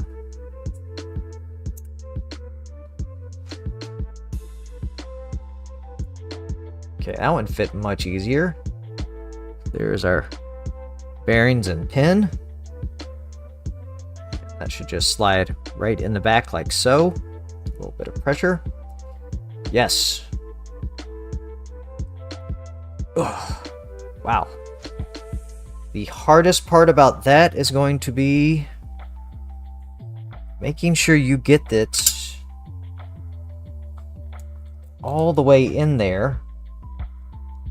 Feels like it's there. And even. Let's compare to one that doesn't have it in there. No, it is not all the way.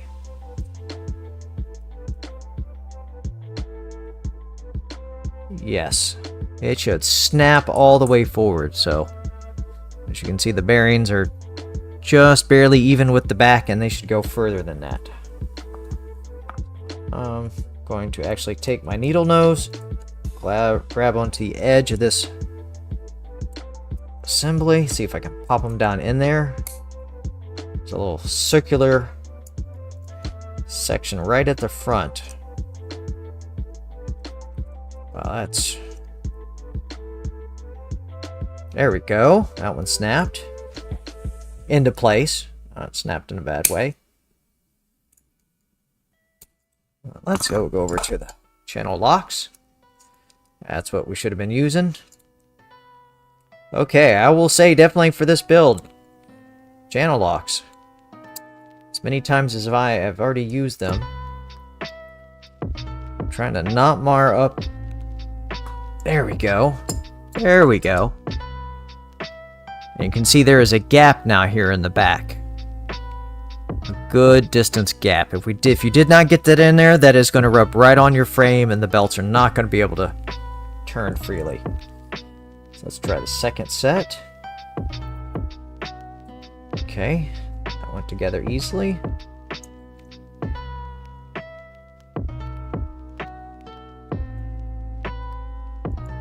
I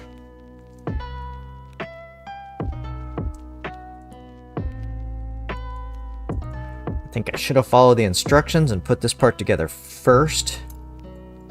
Be just a bit less fiddly. And you know how I think I'm going to do this? Alright, I want to take this guy. I'm going to put an Allen wrench right here. Or anything flat. I just need a flat surface. We'll very carefully hold that. Try to not smush our fingers. And then we're going to take our channel locks right in the center. Open up one more, I think. Is that too much? That is too much. So where we're at is where we're at.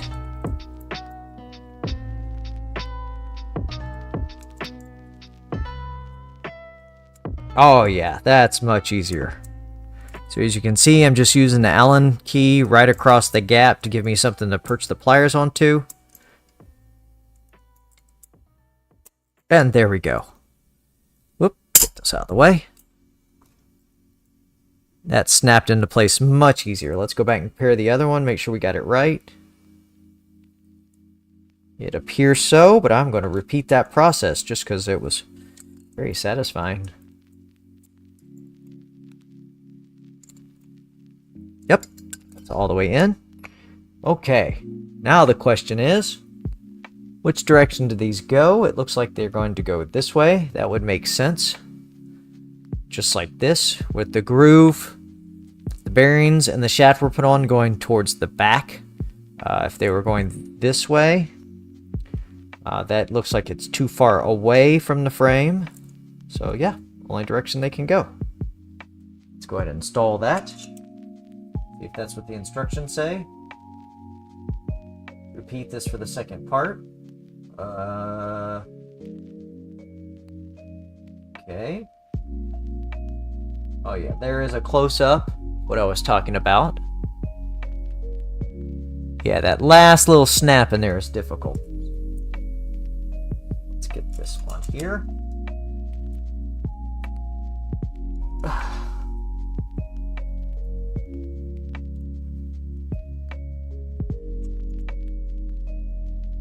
There we go.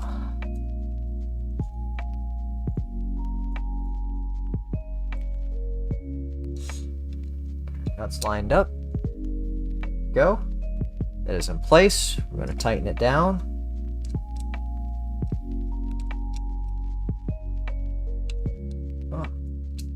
For one, we need to loosen this a bit. Get the T-nuts under the 2020. that one just come off? Yes, it did. It's not what we wanted.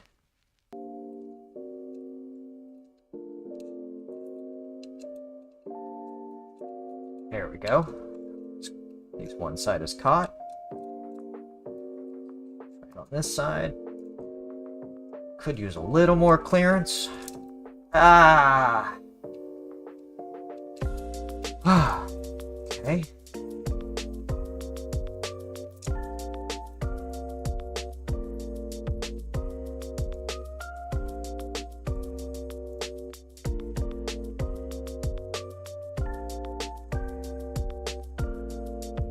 Just get the screw all the way in, then back the nut out some. So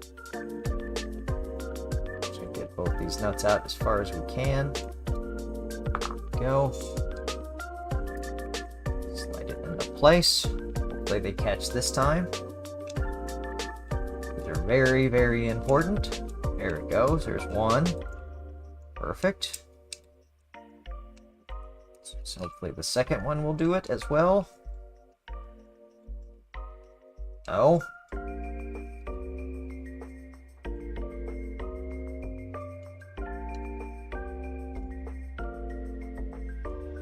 I'm going to tap this guy just a bit because he's backing out. There we go. And same thing. Gonna get that nut right behind the 2020.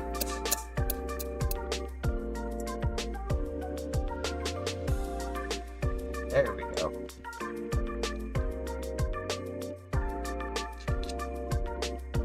Nice and flush.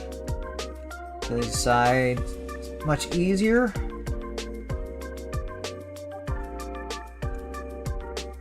There is one going.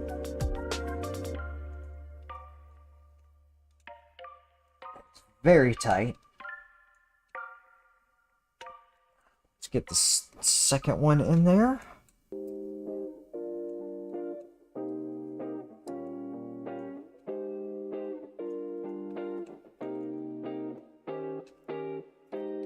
It goes. Perfect.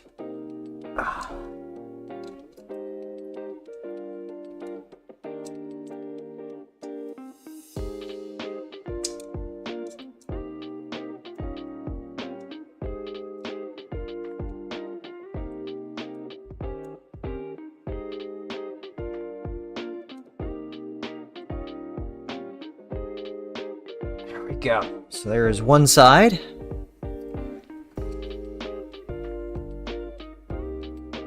Let's repeat this process on the other one with what we've learned.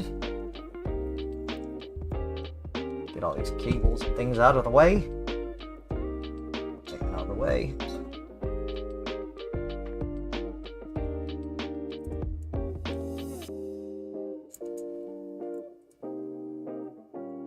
Oh, we did mar up our part just a little bit.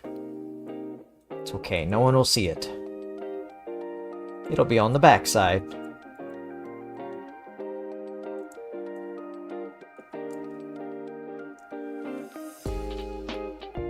So far everything has gone together relatively easily. I've done much worse. I'm actually kind of surprised I did not need to pull out the drill.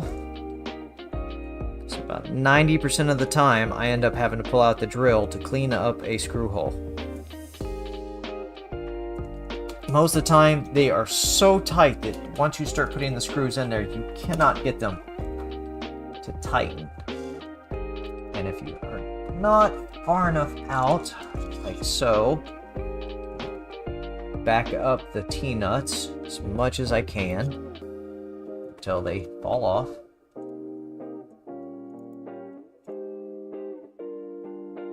That's as much as we got. Take a chance to clean out some gunk while we're here.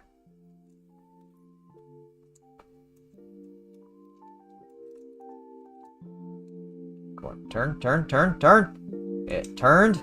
Yes. Second one. Oh, respect our authority. Get the persuader.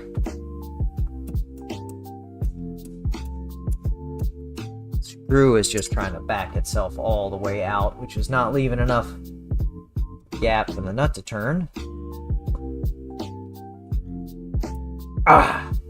Which is exactly what we did not want to happen. Again.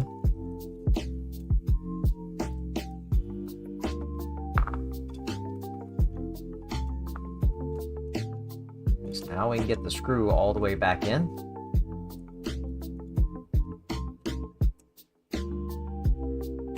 It's a little bit annoying, but I have had worse. There we go. Everything out as far as possible.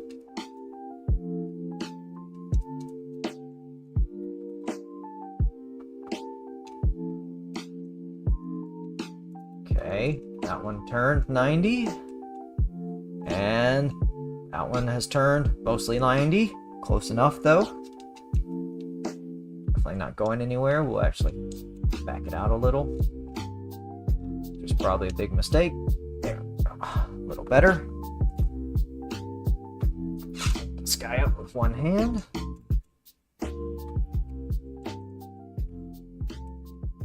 So make sure we can get this one in here. As I said, these aren't nearly as hard if they drop off the screw because they're not falling down. There we go. Because that one did just fall off and then went right back on and turned 90. Let's try this one.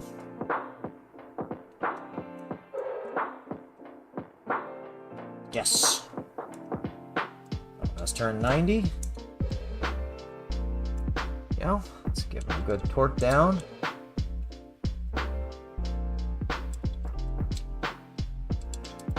Sorry, my hand's all in the way. It's just a good little spot. Oh, that one's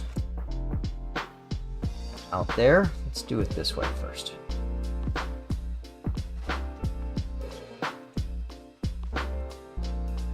Alright, that one's good.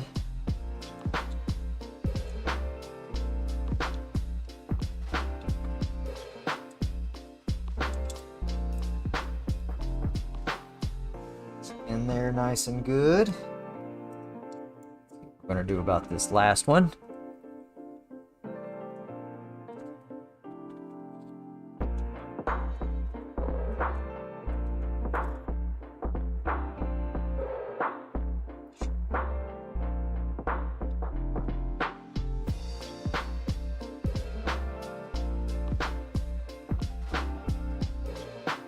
I feel like it's grabbing the nut. I see it, but it feels like it's cross-threading.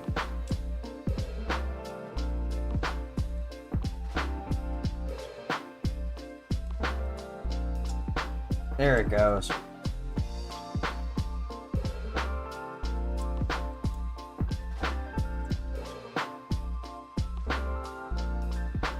Go.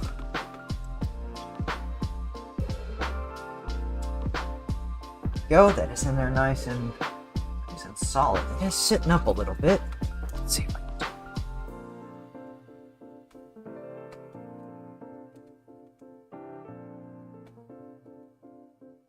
Well, we're going with it. That should definitely hold.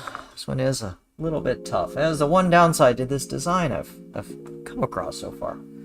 Let's move the hammer so we don't knock that off the table. Alright.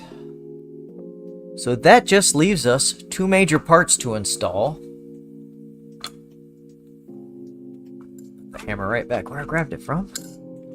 We have a ton of spare screws. It's almost worth buying this kit just for the spare screws. That leaves a desk cam. Alright. That leaves our two brackets for the X-axis and the power supply mount. And then of course, which you can't see, all the little belt fiddly pieces. Set this to the side. More of that garbage. Have some more coffee.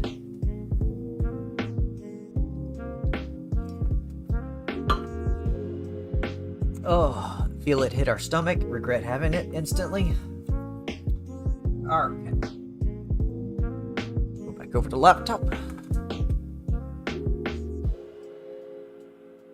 go to Kachir. Let's build new plates. So we need to put nuts in the back and screws on the belt tensioner so they don't fall out, and a nut in the top. 2 M3 nuts in the back plate as well as the slot on front. 2 M3 12s and an M3 25. Okay. Scroll up a little bit so we can see that. We're gonna need these guys, which there are 2. And we'll probably end up needing these guys, these little belt holders. So we need M3 nuts. Belt out of the way. M3 nuts.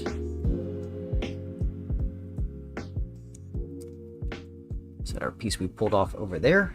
So we need 1, 2, 3, 4, 5, 6. So we need 6 total.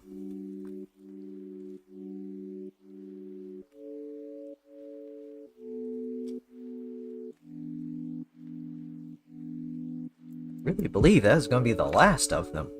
Let's start with this side. It's going to go just like there. Back that up a little.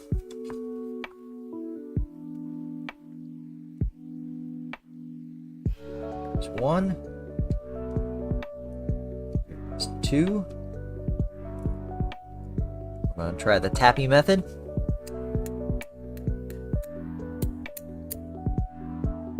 Went in mostly. This needs M3 by 12s.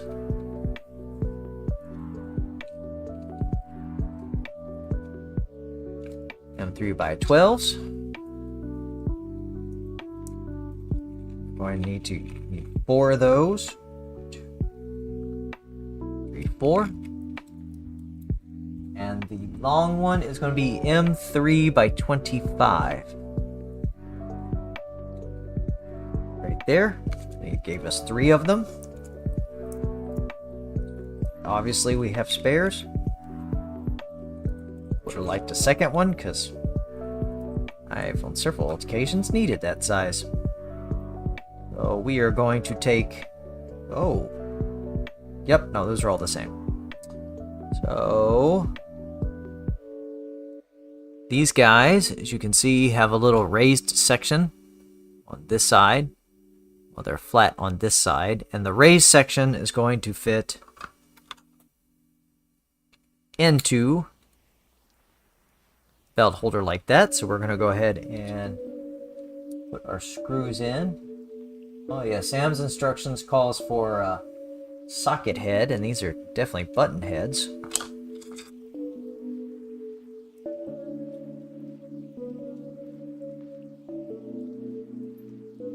We will use these to hold those nuts in the back so they don't fall out while we're installing this.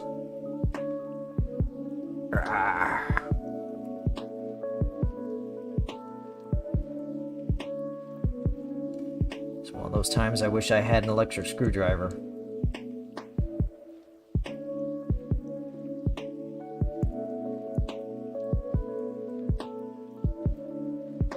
Right.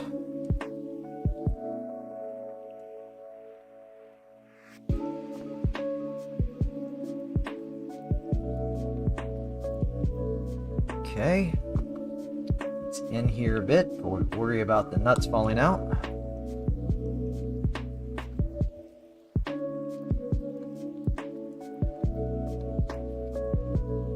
Boop.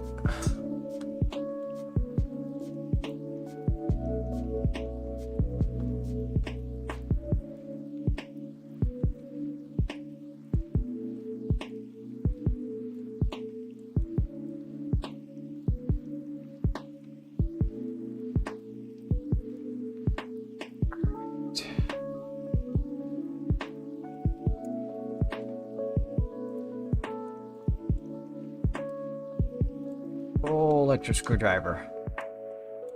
Oh, coffee. Almost through.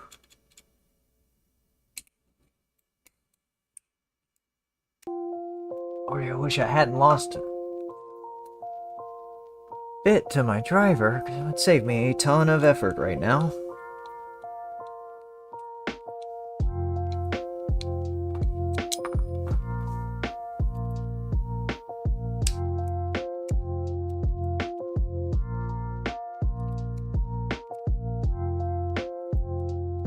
What I am doing is I am going to put the screw all the way in until it catches the nut and sucks the nut down, and then we'll back the screws off a bit.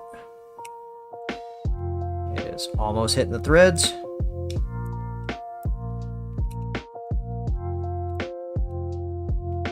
It's getting there. And this side.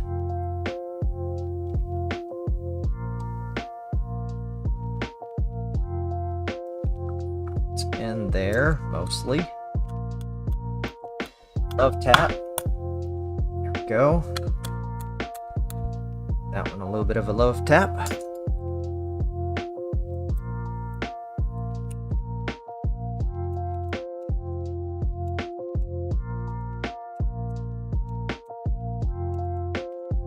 Alright. Yes, now we can see the nuts are just barely caught by the screws. Go ahead and give those a good cranking down. Suck them up in there.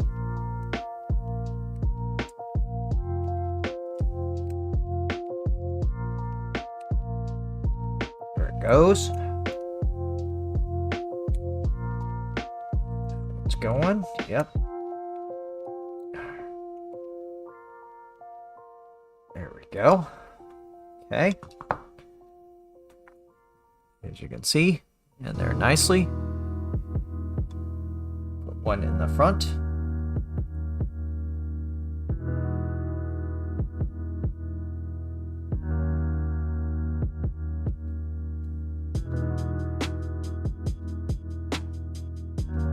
Oh, this is going to be the most difficult. No, it's because you got to get them correctly lined up.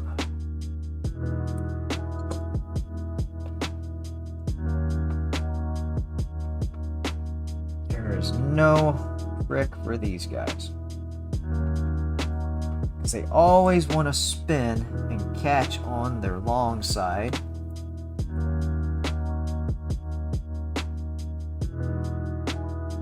Like they're doing now.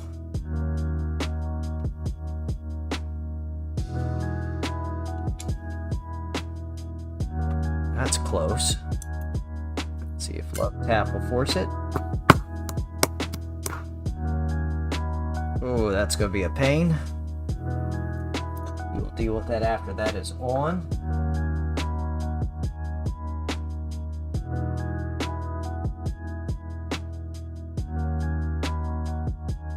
Okay. We need to remove all 3 nuts and the motor. Turn the motor 90 degrees. Take it off. We are going to grab what size that guy is.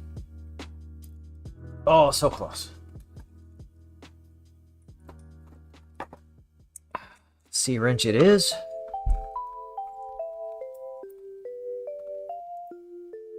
Correct size. Not a lot of clearance in this guy.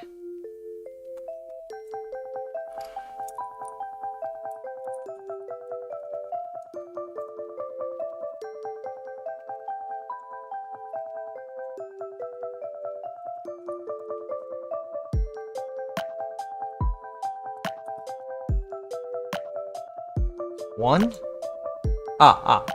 And my hand's all in the way. Let's try to get this bottom one.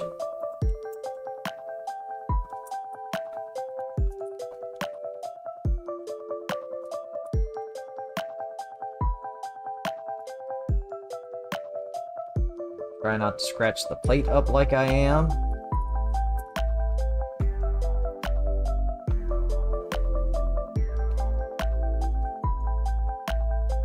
and we want to reuse this. We are not happy with it. How do we get to the last one? Ooh, that's a tough one. Do need to take the whole motor off. So, I'm going to take the whole extruder motor off.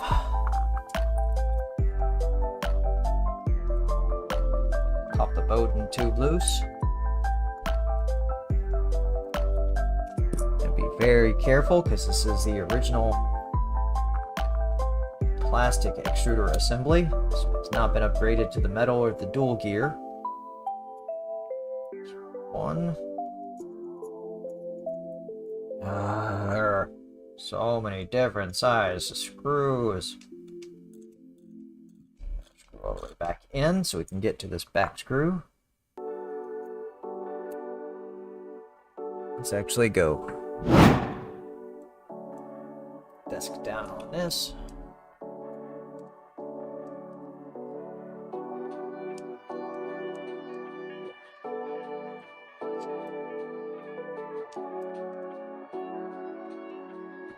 Two of the screws. And the last one, of course, different size. Ooh. That guy tight.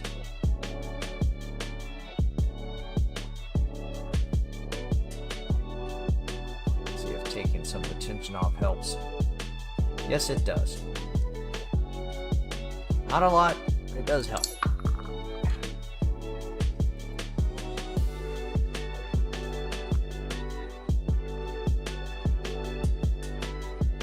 Second, the motor is going to drop off and the screw is going to go flying and this plastic piece is going to break.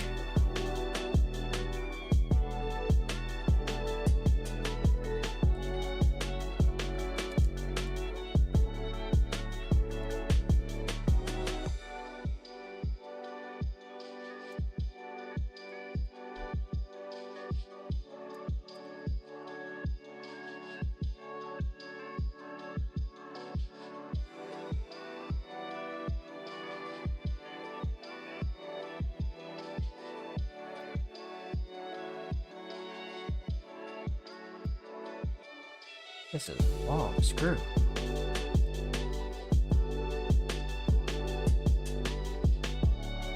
There it goes. So there's the first half of that assembly. Some spring. Hidden one.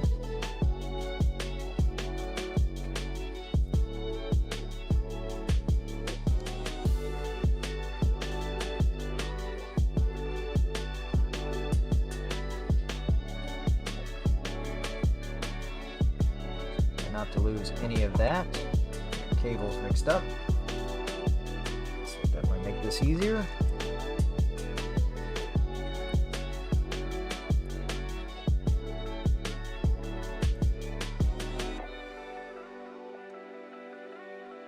Okay, it does not show us having to remove the X-axis. Just not sure how you keep this bolt from spinning.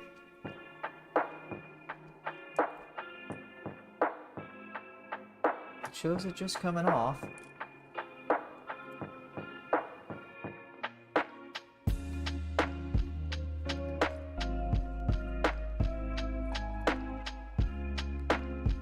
It really feels like the whole bolt is spinning on me.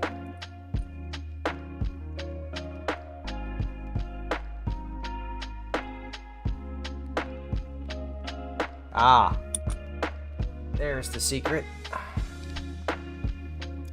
Hidden in plain view. Nope. This one. There we go. I believe this is the secret. Never would have seen it. Yep. So there we need to stick a key in, right through this pre-drilled hole. Yes, that is the secret. Put the C-wrench on the back.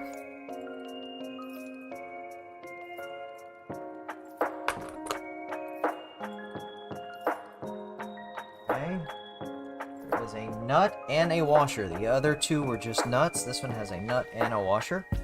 Put it right there. Ah, breaking everything.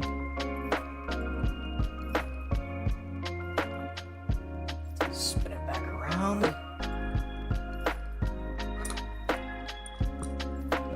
No. Okay, whole bracket should be safe to come off. Trying to keep all the parts from falling off. There we go. It's our original bracket. And this is the one that's going to be going on there, but we need to also spin this motor 90 degrees. Yes we do. So let's very carefully move this over here.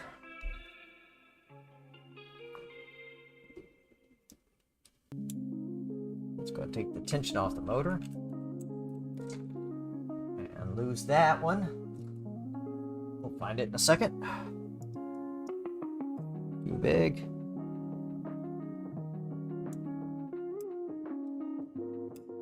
That's right.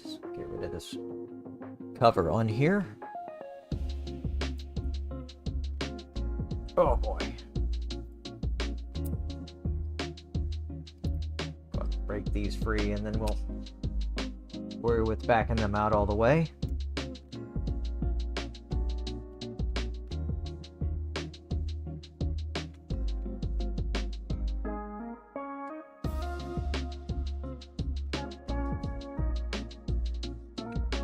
Put the motor in place so this all doesn't just fall apart.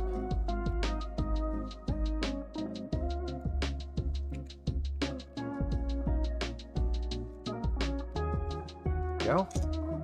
Those are loose. Do everything very carefully. Spin the motor outwards.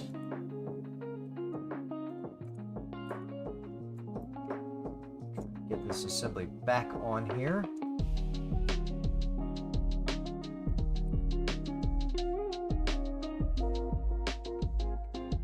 Okay, that one feels like it's going.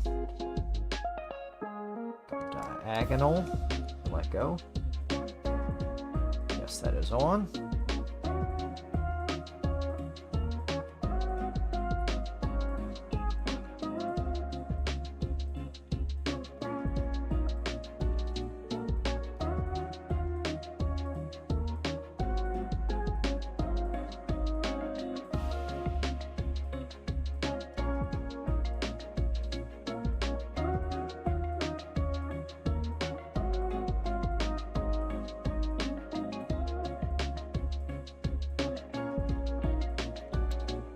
Ah, what just fell? Ah, eccentric nut.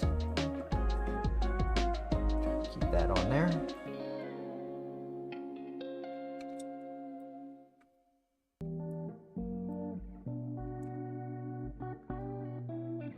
So, belt cover back on. Okay, spin this slowly. Don't lose it, don't lose it, don't lose it. Okay, so that is the off. Now we can mount the left plate.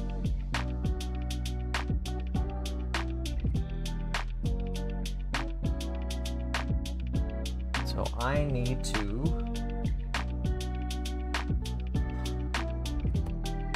get a screw.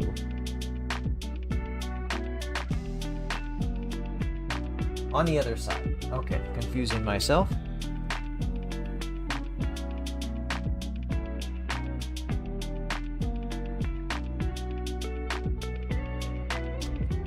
We're going to pop this one nut, this guy, back out, because that is not lined up. I can tell by looking down in there. It's nowhere near the hole.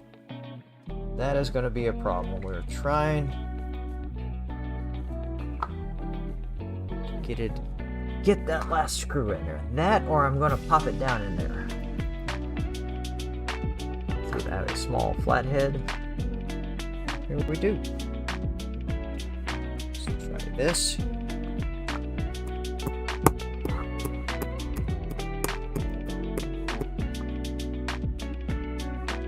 There we go. That is now sitting in place. nut back on. Let's try this again. Get the motor out of the way. I wonder what those two little holes are for. I do not know. This should go here.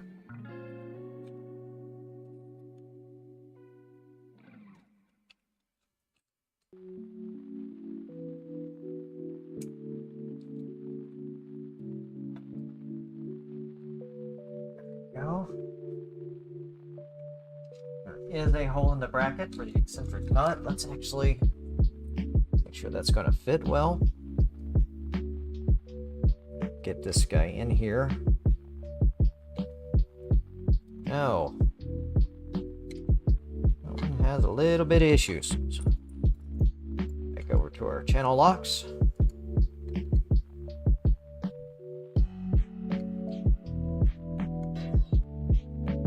It goes that way. Do they show in the pictures?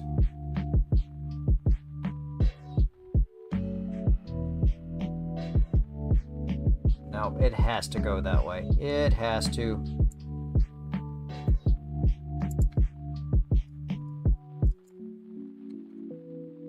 Try and get this nut popped down in there.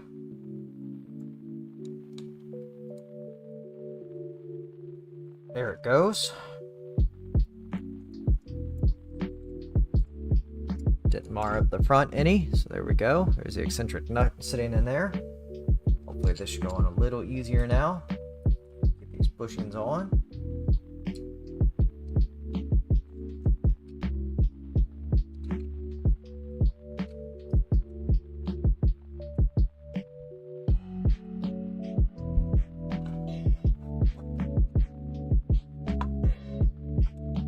Okay.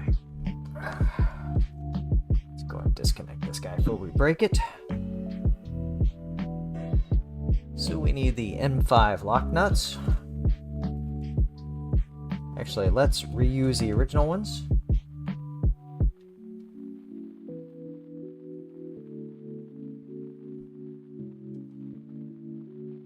God, just so close. Actually, I think what we're going to do is this. Take it back off again. Yep. And the eccentric nut just came out. That's okay. Looks like it's going to fit this time.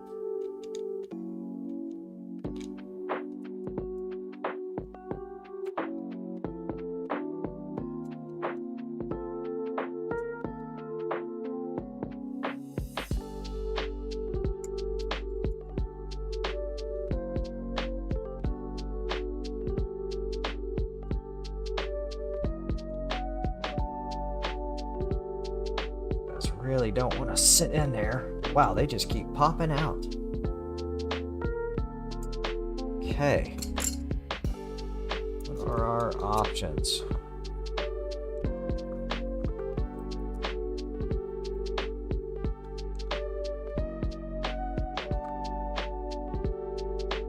Definitely go that direction. They're just not sitting flat, and I don't want them to cross thread. Let's do this.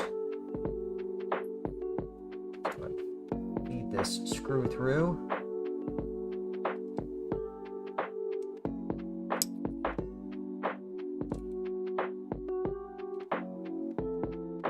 Almost there.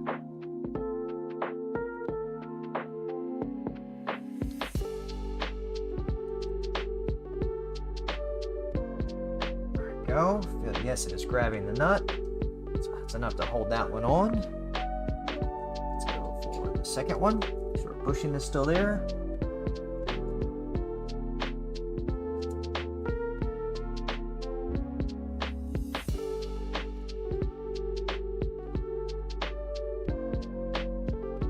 I am just holding the nut on the back. It is not sitting in the actual molded cutout. It is lined up.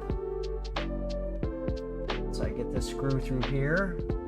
I'm tightening it down.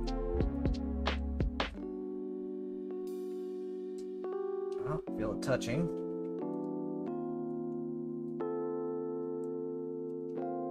There it goes. It's got it. Let's turn to here. This guy is lined up.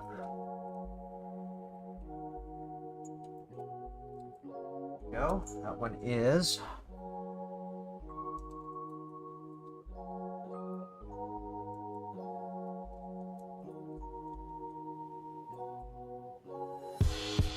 That seems to be going nicely.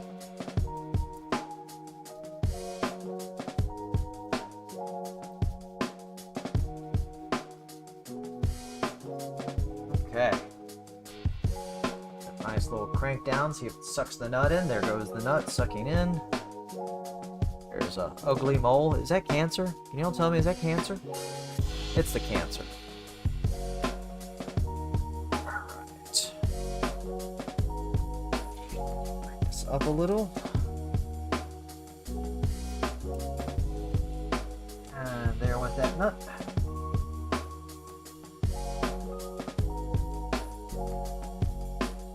I need an extra hand.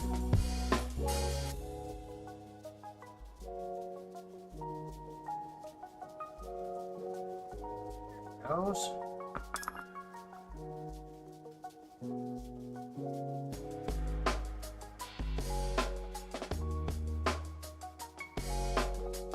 Up, trying to line up this nut, the cutout.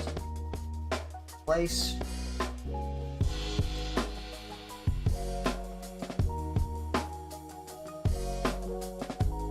Goes. It's up a little so I can see what I'm doing. Make sure everything looks good. That does look good.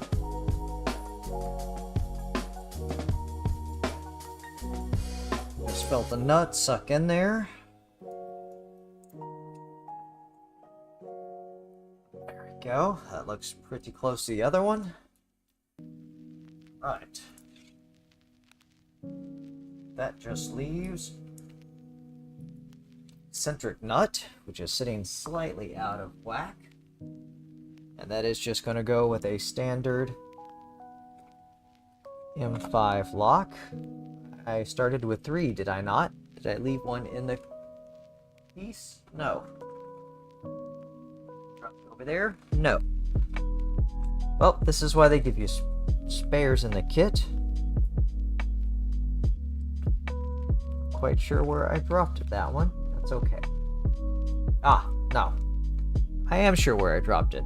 Right there. So I wouldn't lose it.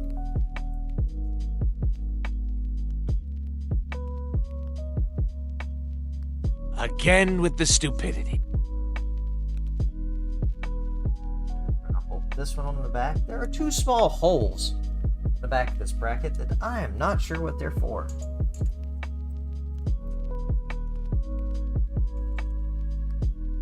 This is the only one that does not have a little cutout for the nut.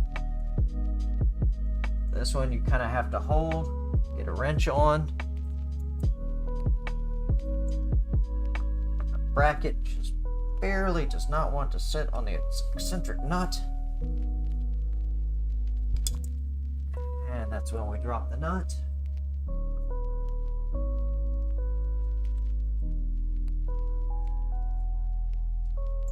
I think what I might have to do is take the washer out of this equation.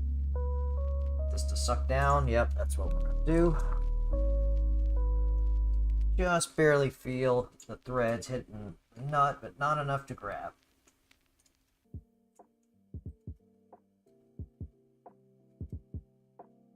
There we go. I'm going to put a wrench on the back.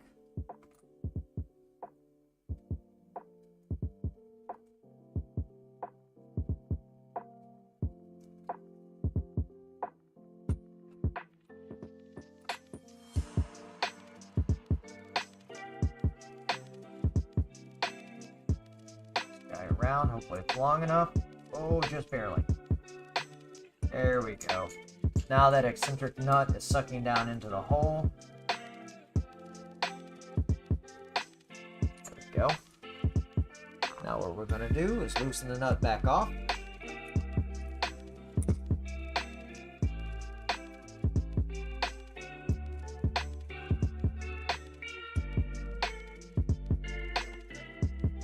There we go. Stick our washer back on.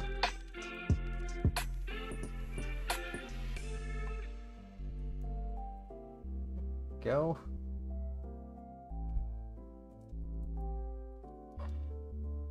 There's our washer and the nut.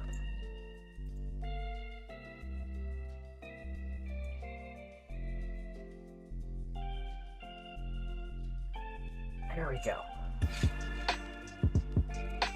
Spin this around so y'all can see it. So there we have our plate on. There, and there's the one with the washer on it. Whew, that was a lot of work. Way more than I was expecting. Quite honestly, at this point, we are going to get this second bracket on and the extruder motor back on, and then we're going to call it a stream, because we get the feeling getting the belts on, getting them aligned, getting this motor cable extended is going to be quite an amount of time, and we're already at almost 3 hours. Alright, so let's go back over to the laptop.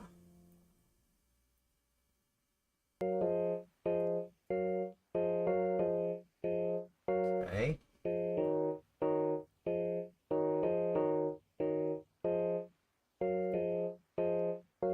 Mount the right plate. On the right side, you need to replace the inner M530 screw with an M540.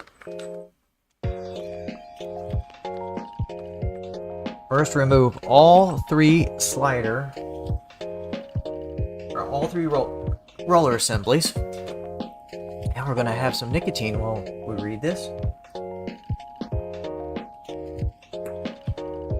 Note the orientation of the eccentric nut on the inside. Didn't see that mentioned on the other one. I would have paid attention. Oh, no, we're not done. Let's get the extruder motor back on.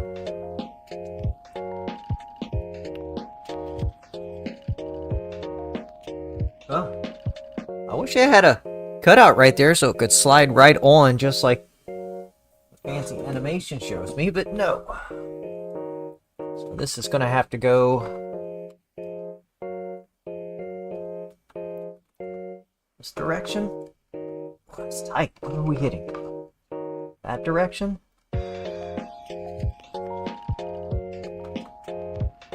Would prefer the motor cable coming out to the right, but know that it's going to be in the way. So it has to go. It does show it to the right in the instructions. Let's see. Get this guy in there. There we go. Is that going to be in the way of anything? No, it is not.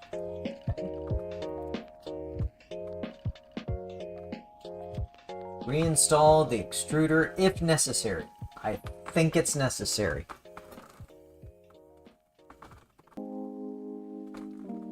Oh, there's our tensioner. Back on before that falls off.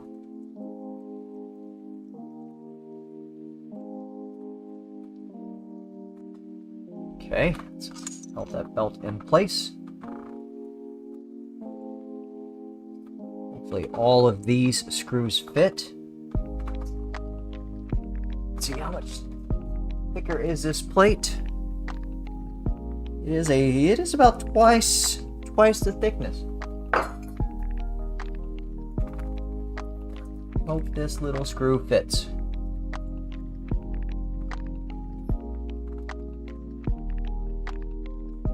Get our hidden screw down in there. Get my hand out of the way. So probably that is a better view.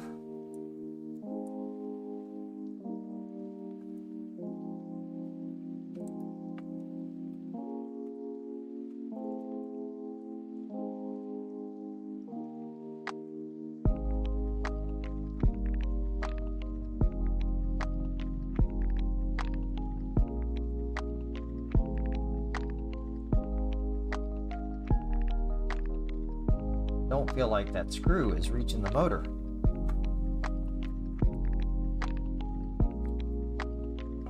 Let's hold down.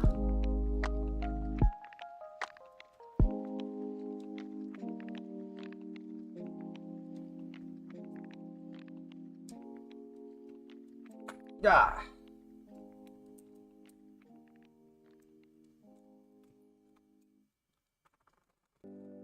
Slightly twisted, out of alignment.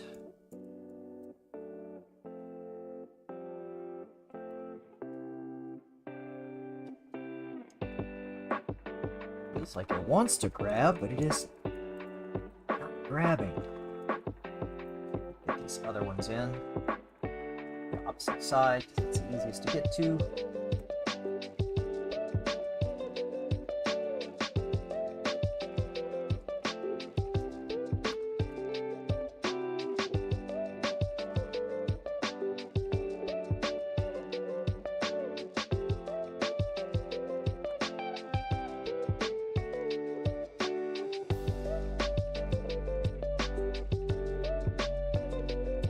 That's going to be a kick in the pants if that doesn't fit.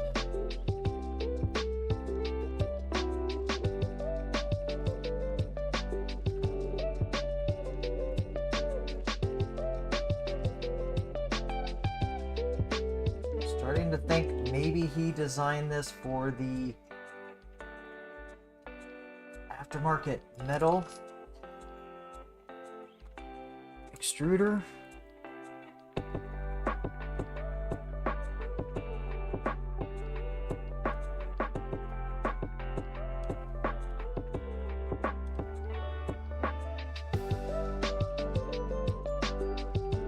Wow. Get the pieces of plastic out of there.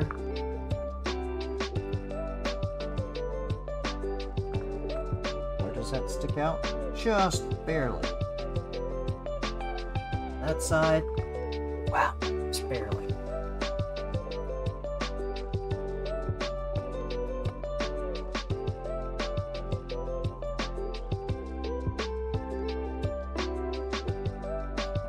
Get the feeling this is what's going to stop us.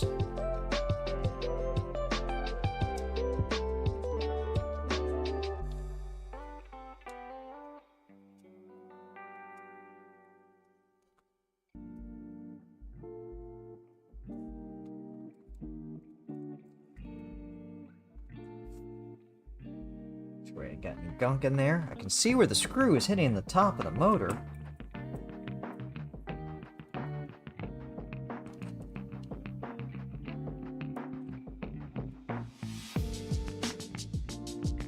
Squeezing very tightly.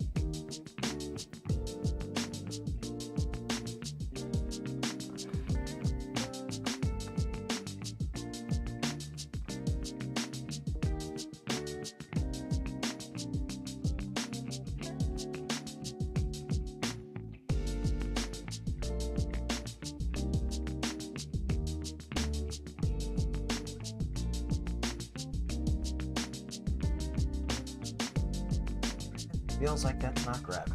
Let's get this one.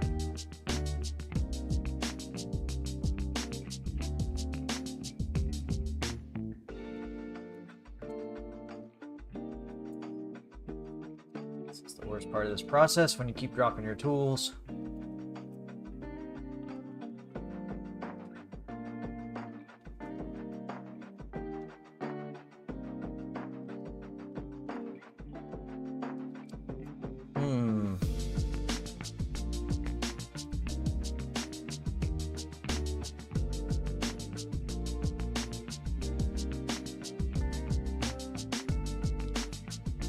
Feels like they want to grab.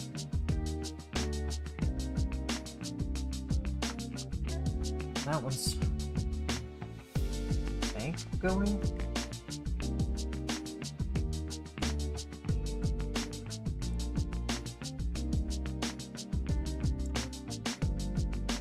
Drop that piece off or we lose it.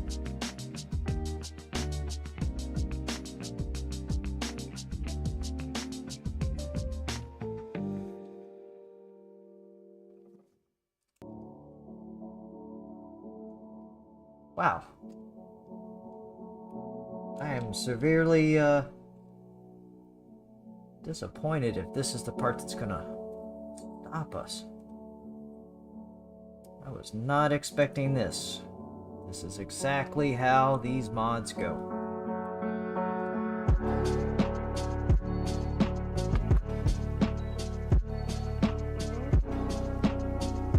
No, I'm just going to turn this motor 90 degrees. It's going to hang out the back. Cables are going to be out the back. We want at this point.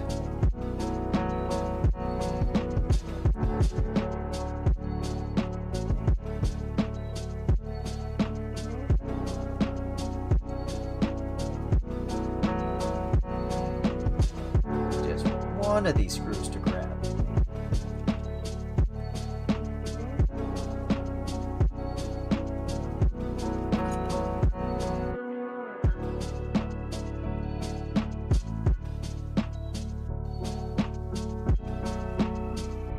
Ah, okay. Maybe.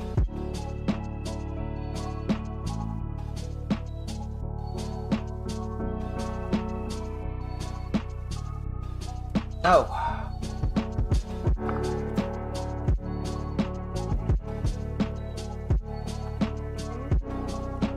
Wow.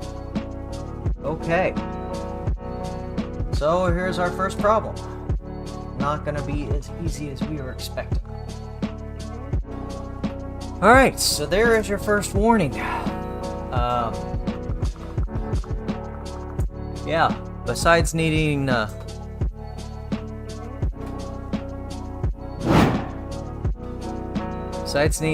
couple washers here to keep this bolt from grinding into the shaft, to be able to get it tight enough.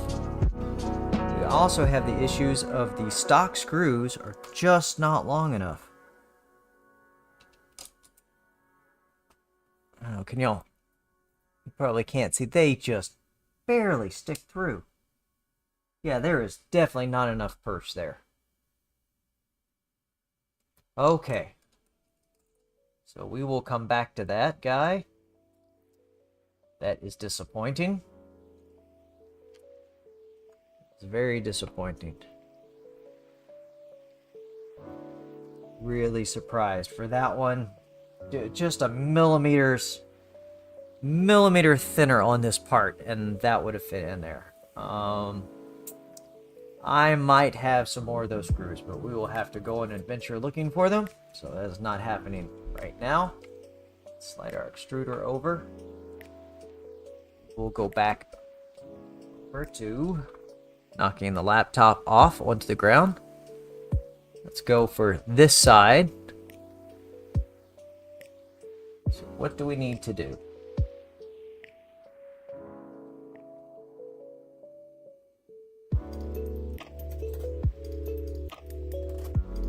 So we need to remove this nut, which I have, or the screw. Get that out of there. Okay. Should be a little easier than the other side.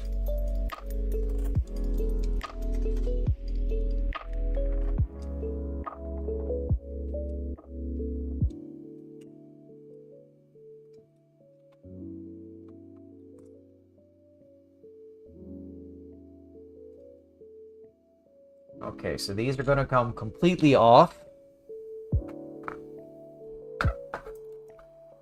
You all can see that.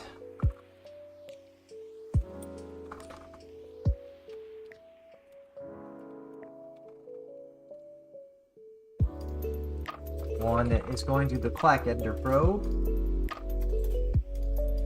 It's a little difficult to get the C wrench on there.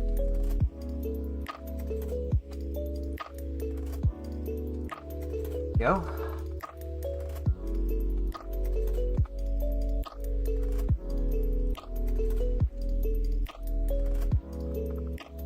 Oop, there's the nut.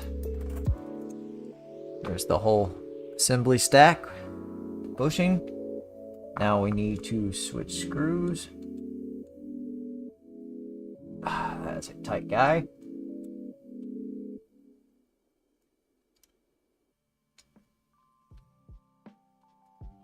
I knew it wouldn't be easy. It's never easy. But, as I've said in several of my videos, this is why I do all this the way I do for you guys, because I really get tired of watching a video of somebody doing something and it works absolutely perfect. And what that tells me is, let's get our backenders switch off there. What that tells me is they actually tried this once off stream and then came back to it. There's problems. Okay, these instructions also show the Ender 3 without the belt tensioner. Well, we are going to have to remove it. They do not show you having to remove it in the other one, but it is the non-adjustable version. And this has to swing out of the way. And of course, those are the only two Phillips head screws. Let's go this way.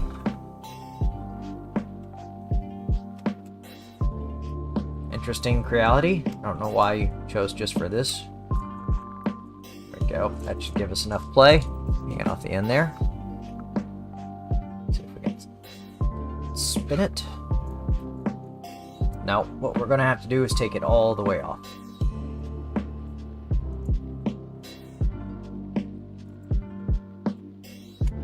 There we go. So that is out of the way.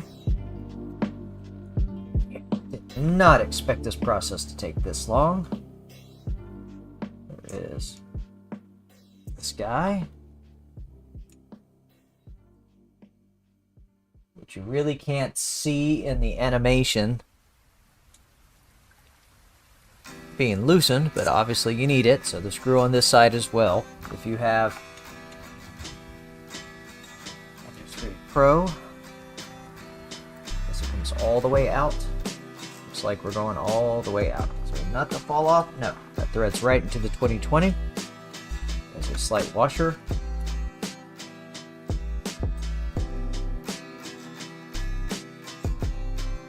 Alright, so this is definitely, definitely not done with the clack ender. Oh, yes we can. That helps a little.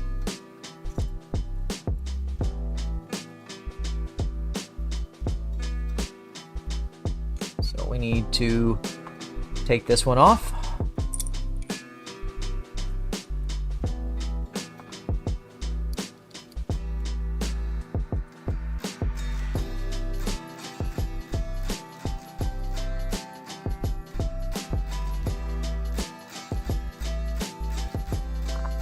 Go.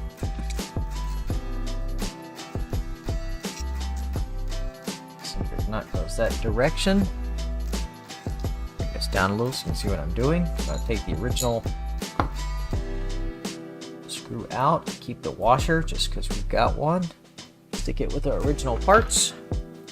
We need our one M5x40. What is the other?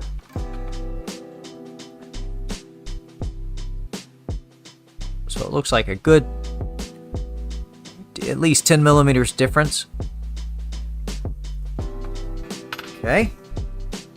And instructions say that it's going to come from the front.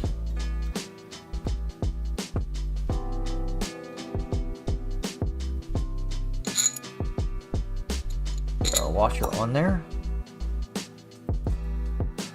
Instructions actually say. On the right side, you have to replace the inner M530 screw with M5x40. Move all three roller assemblies.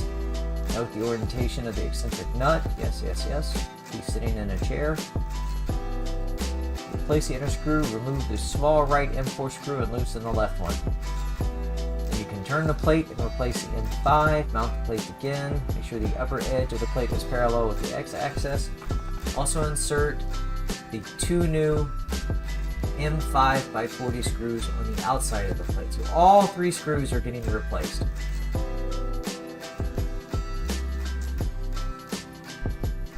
When installing the rollers, make sure that the thick side of the eccentric nut is in the metal plate. Finally, mount the new printed plate and secure it with the M5 nut you removed in the beginning.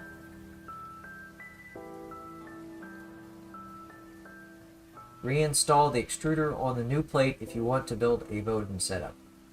Okay, well that's for the other side of the printer. I'm not sure why that is being talked about on this side.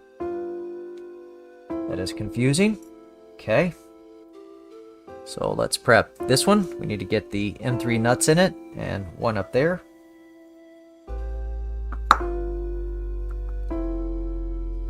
Oh, so warm. M3 nuts. Oh wait, they're right here.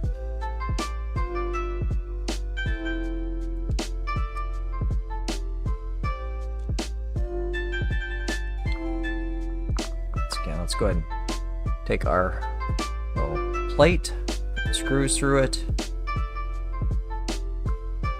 Save ourselves a little bit of finger pain.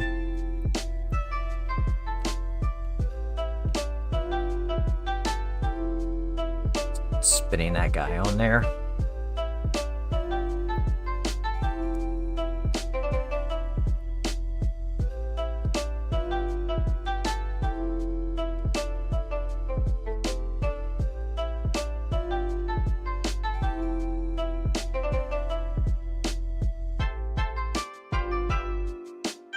Really surprised this is taking, or has taken this long.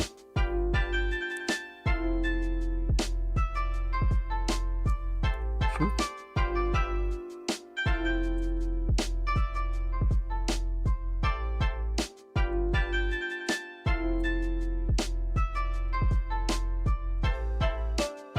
On the plus side, we have not had to disassemble anything for getting a screw.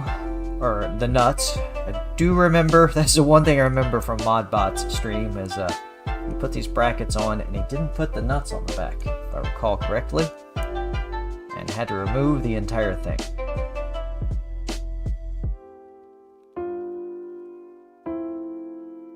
I'm still not sure what those two little holes are for. The other bracket had them as well, and they don't seem to serve a purpose.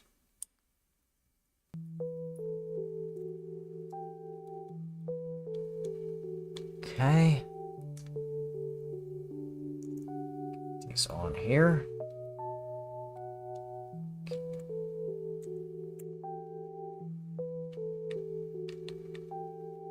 Sure wish I hadn't lost that bit for my nut driver. This would have been so much easier. The worst part is it's sitting over there without its bit, just mocking me. Just telling me, I know your hands would be feeling way better if you hadn't been in a hurry and lost me. It's probably just sitting on the floor. Okay, feeding these guys through.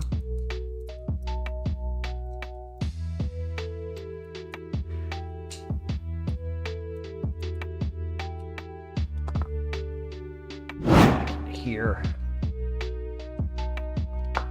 Oh, what a mess.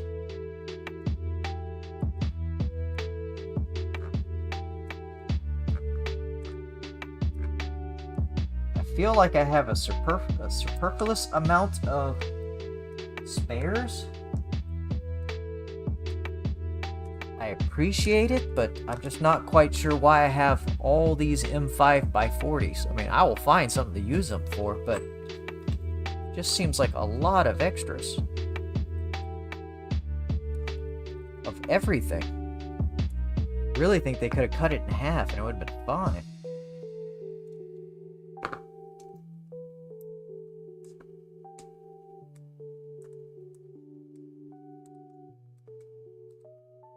Already tell when I'm going to screw up on. That is forgetting to put our clack ender back on. Okay, there's one nut.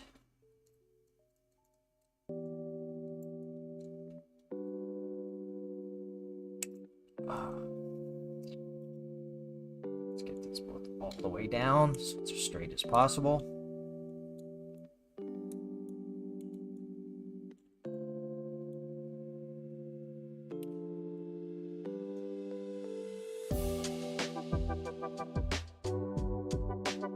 Let's give it a little love tap.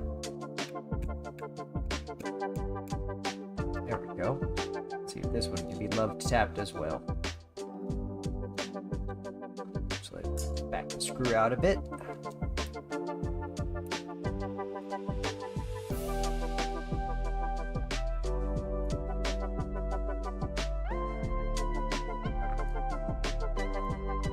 Enough to get it in there without hitting the screw head and screwing up the threads.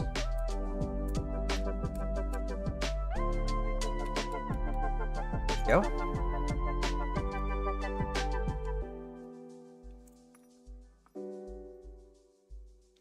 This is probably the worst part of this process, is constantly dropping the Allen key. Yeah, it looks like that's in there.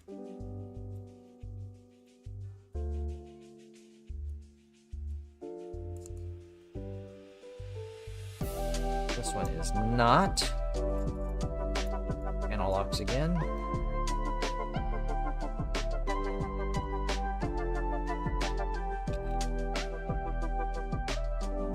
That doesn't look like it's sitting well at all. Ooh.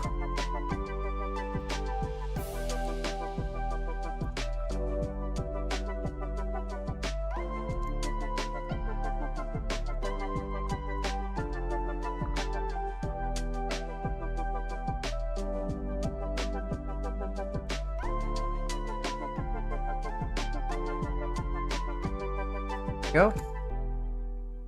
Try that again.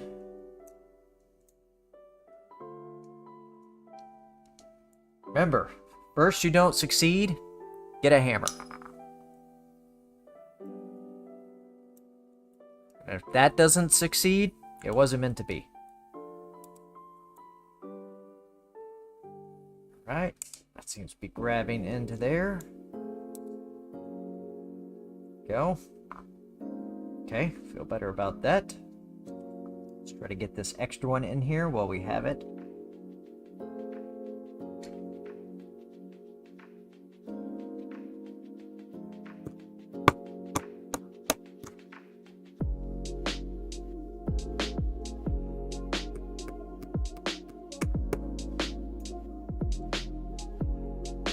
Very close, very close.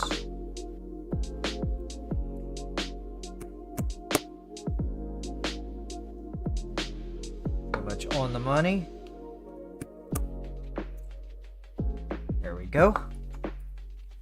That is probably the most difficult nut to get in here. I think the tolerances could be a little looser. I also kind of feel like maybe it could have been slotted different, or maybe even just dropped in from the top and pressed in with a long screw. Press it down in there and then take the screw out, because that's a pain, and it already did spin on me. That's probably your biggest piece of frustration. Okay, so we have that ready. We need this. We need several of these screws.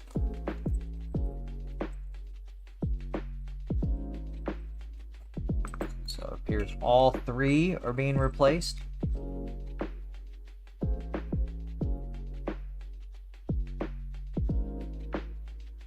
Instructions again.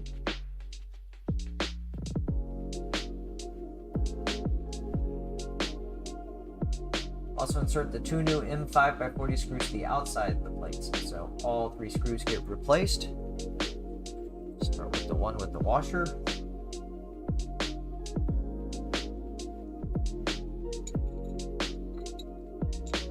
Go just like that. Set it back here. It's into place. These two are the same. Go ahead and put one of these in here. Hold this plate up. Maybe.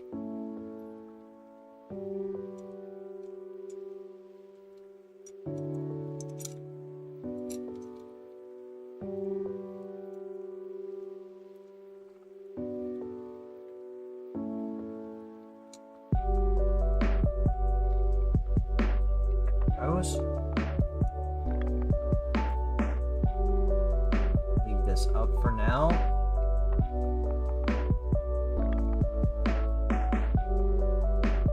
So, hole in the front, there is a hole in the front, so we can get this bracket completely in location. Go over here to the side camera.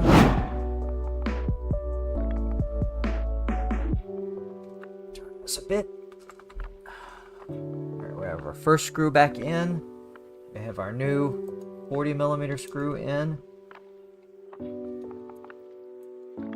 This one in location.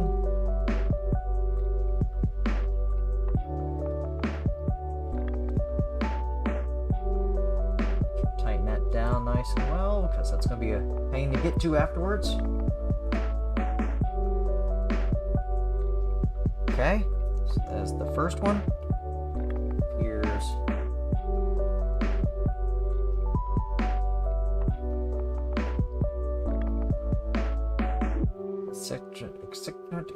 eccentric nut. Goes on the inside. Previously it was on the outside. Is there a bushing? Goes on top of it. There's our wheel.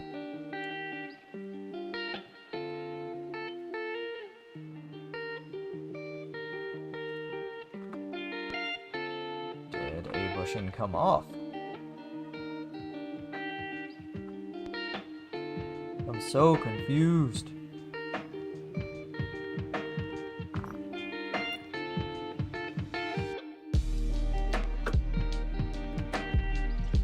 We lose a bushing. One of these silver bushings.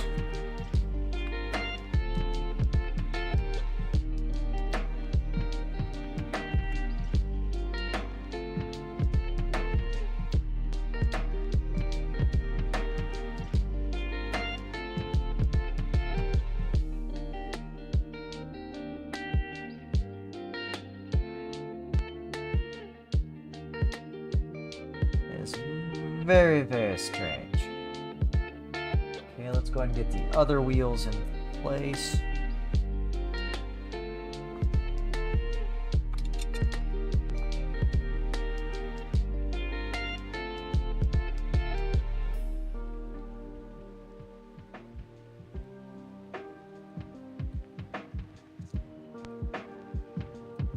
Whoop.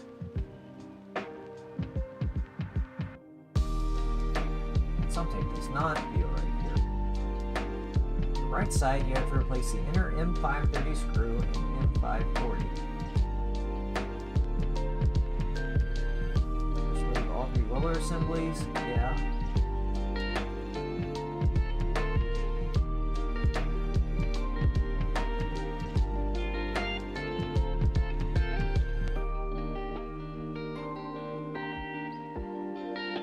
Okay, I'm slightly confused.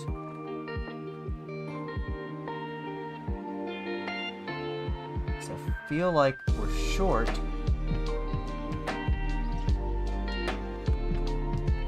Bushing.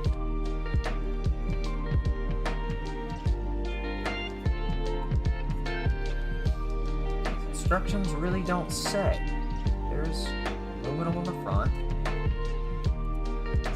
Okay. Feel like plastic ones are going back here. That is what these are for, but it does not specifically say in the instructions. I'm a little confused. Okay. There's the bushing. Let's get the wheel on.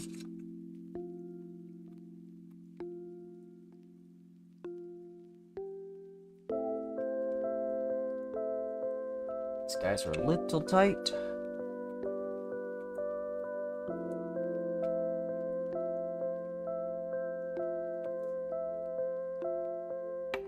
Feel like this is right, but I'm not sure. I'm going to take the channel locks because these are a little tight.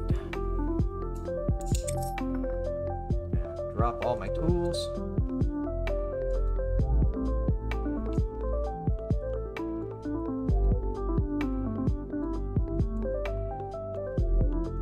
And 11. Definitely a long stream. definitely going to have to make this a two-parter so I can do some research on getting the extruder mounted back. It's rather disappointing.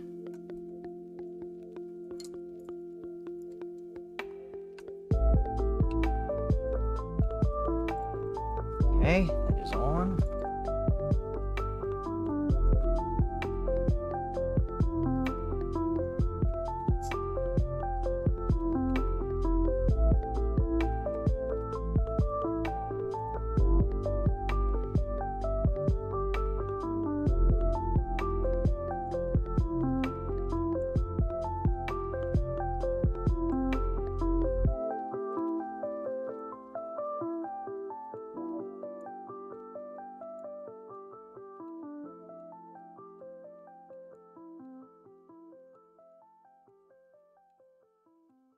Okay, those two guys. Okay, it's gonna be right in there. Maybe it doesn't get one?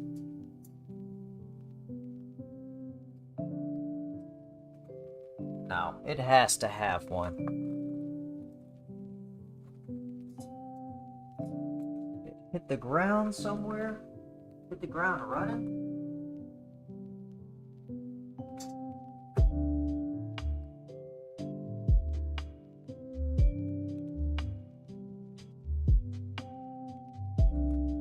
Go through our pile of tools.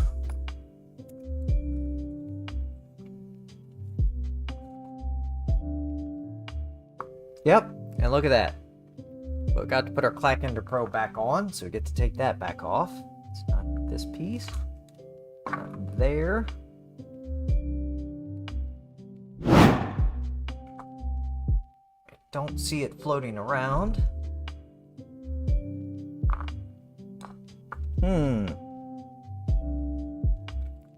Oh, Tommy says too.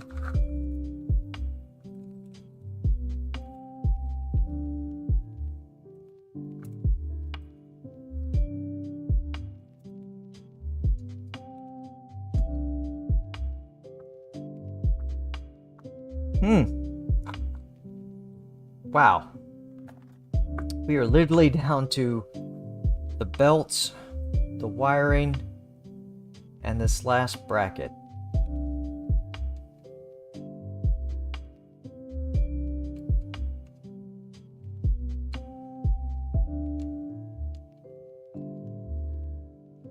Very confused as to where the bushing went.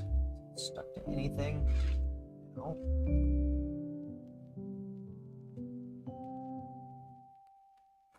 Wow. Didn't fall in there.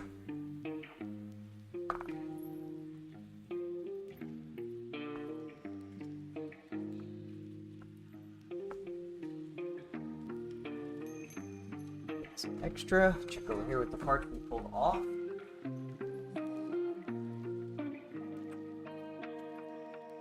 Nope.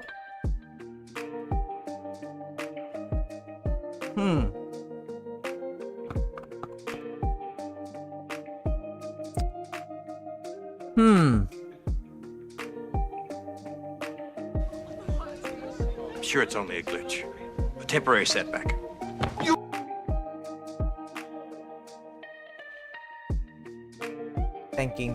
Thinking. Loading screen.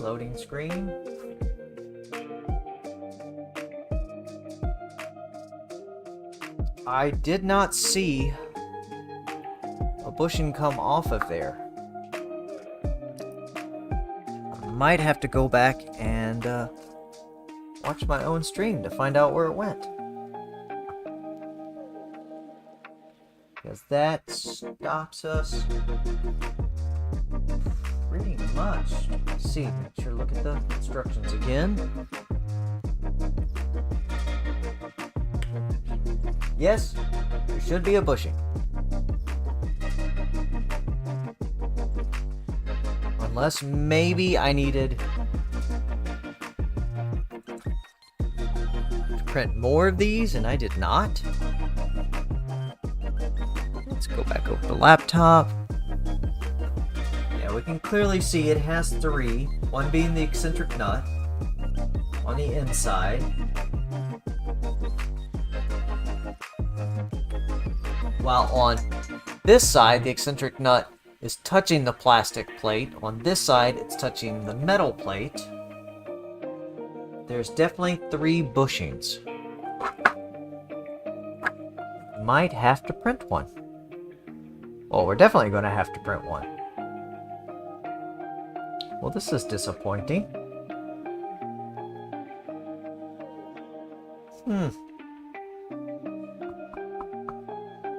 Yeah. Those get to go away. Those actually get to come over here with original parts. Quite a bit of original parts left over. Check through all my tools. My piles. No. No bushing. I think I am going to need to print another one. And come up with a solution for the extruder. Either I have to get some longer screws or something, but this one's going to be the problem because that's the hidden screw and that gets a lot of tension on it. That's belts, it's stuck in there. It's not on the floor. Okay. It is what it is. Alright, we tried. A couple setbacks. Wasn't expecting these, but this is the way it goes with 3D printers. I will print a 3rd bushing. See if I missed printing it from the instructions or if I lost one. I know I have a spare one somewhere. Let's check.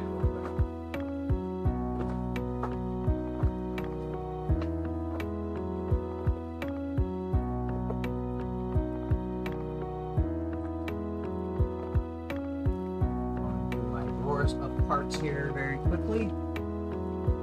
Really hoping we can get that all together. It's that far on the stream.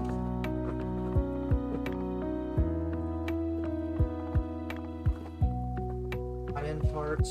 No.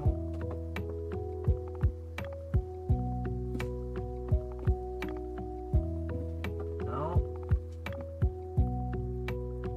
No.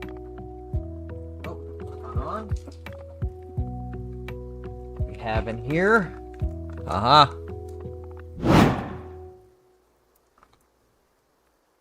see what we got. I do have All right. I have some spares from something else.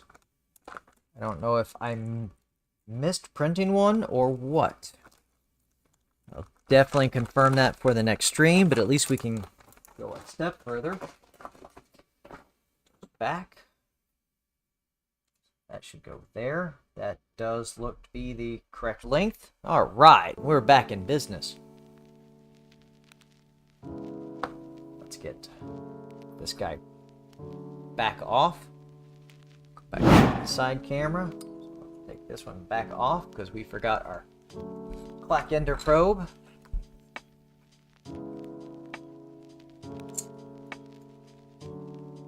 Oh, it's tight.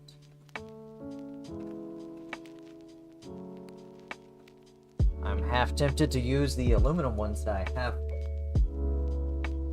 from another project. I'm trying to do this as closely as possible. I really wish the instructions had said step by step on how many of these go on. I mean, I know 3 go on, but I kind of wish they had included the plaque ender mount. Put this guy back in. All right, there is a crisis narrowly averted. That on there. That on there. This on here.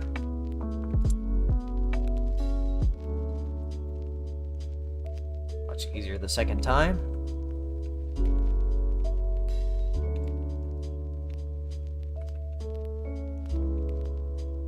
Alright. Does appear to be the same length bushing as these plastic ones, so should be good to go. That's in there. Sure that moves nice and that's nice and solid. Okay.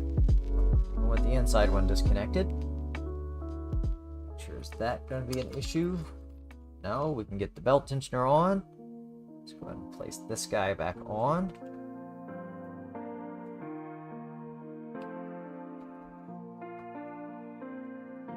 Just spin that eccentric nut just a bit.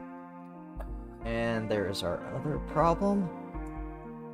We have to back the screws out. Boy.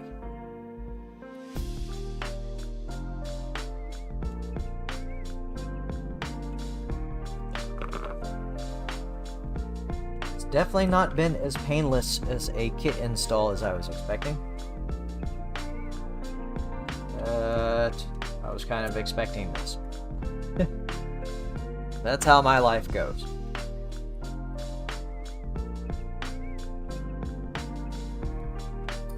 Feels like these are now loose enough. They should be pretty easy to get on. That screw in.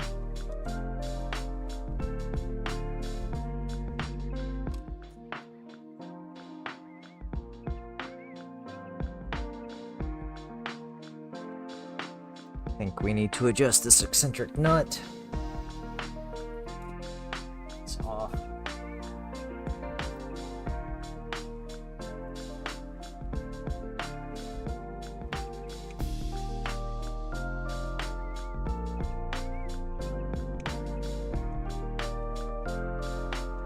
That one's halfway set in there.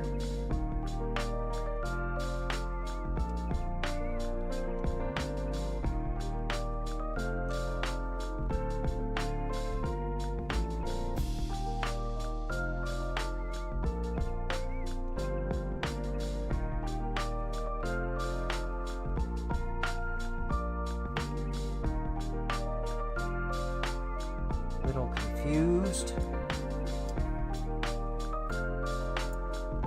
Try and get this one all the way through, inside one. Keep this as parallel as possible. Okay. There we go. Now these line up a little better. Maybe. I definitely think we need to spin the eccentric nut again.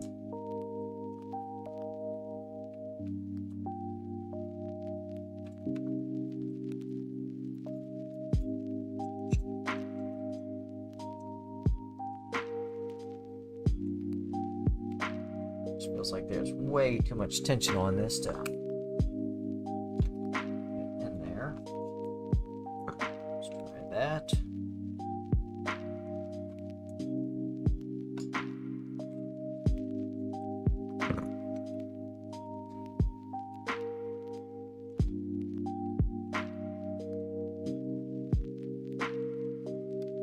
Oh.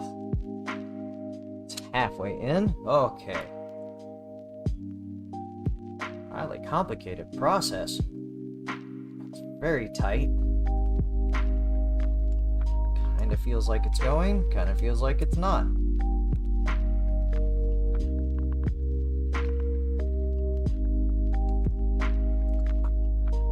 Gotta use the needle nose.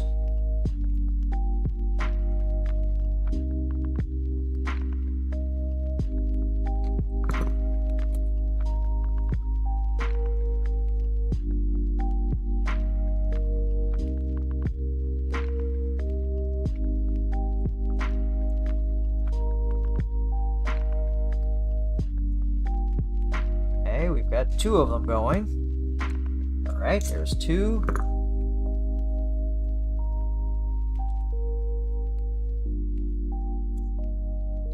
Of course, these are just a little tight.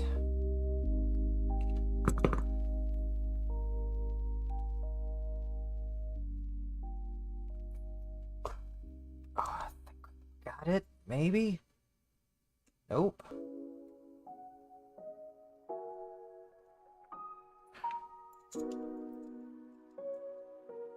Don't feel like this should be this difficult. Spinning the eccentric nut again.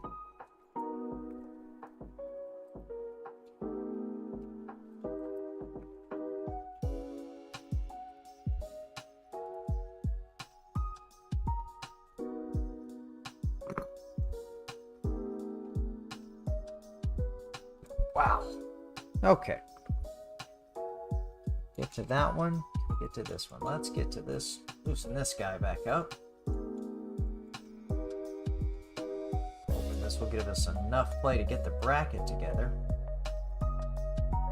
Really a lot. It's really... Can we get to this one? Yes, we can.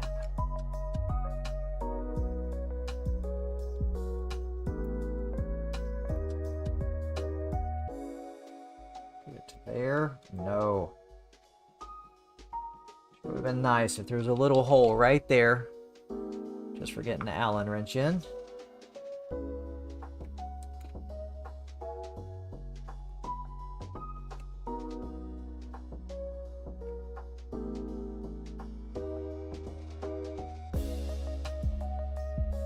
Wonder if it is because backender probe. This does not want to line up. Oh, oh, oh, oh.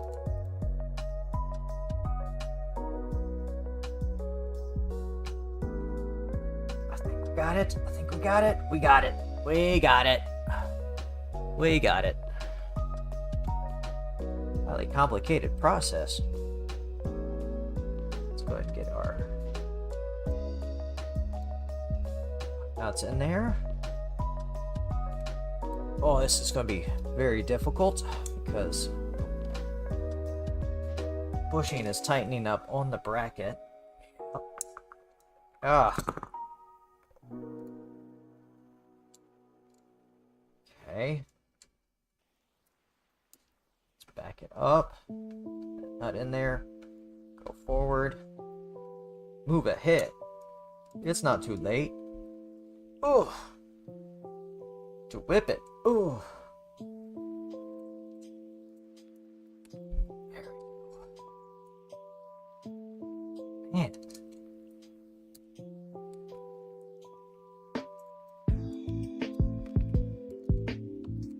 Don't know if I'm doing something wrong. What is going on? Because that was way more difficult than I was expecting. Of course, we get to do it again. The nut spun on us.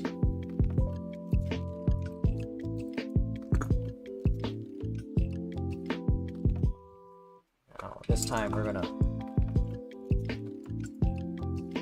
crunch it down in there. There we go.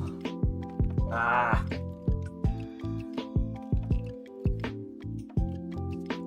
Place. Screw going.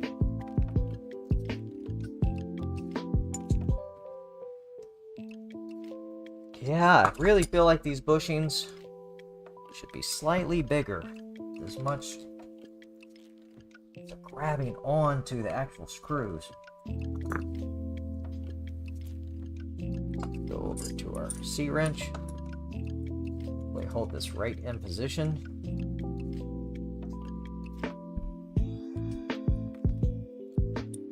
That went in, but I can definitely feel it grabbing on this bushing. And it didn't.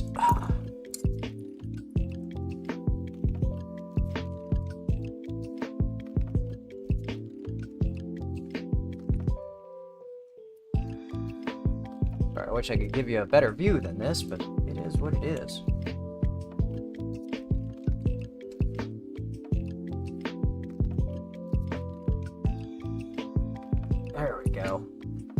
That was highly complicated. Alright. Let's try to get this one on. This should be easier. That definitely feels way easier. Let's get our C-wrench on there. Try and get my ugly elbow out of the way. Okay, that is on. Screw is definitely in deep enough. Last one. It's going to be the hardest. So those are the rules.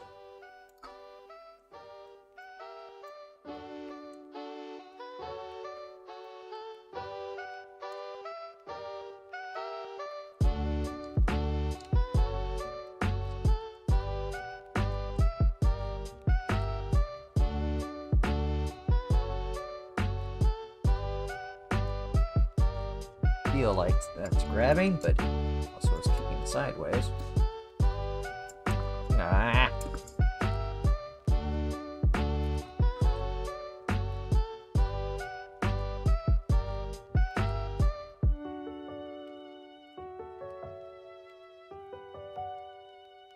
We're going to give it a little love tap and smash our finger.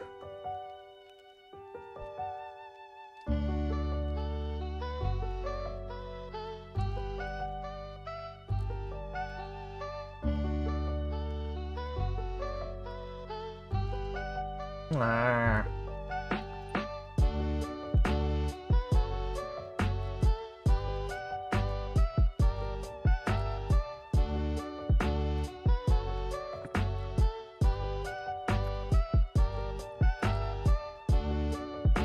Go. Use that to hold it. Ah.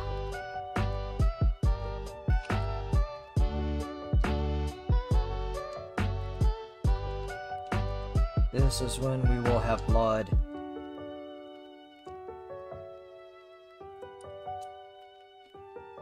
Okay. Ah.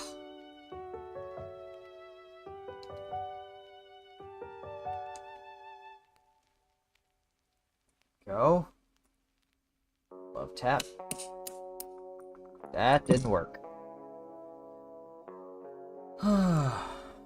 Okay, let's do this. I'm going to take a spare M5x40. Put it on the nut. Which is the side with the lock, so it makes it pretty difficult. I'm going to line it up.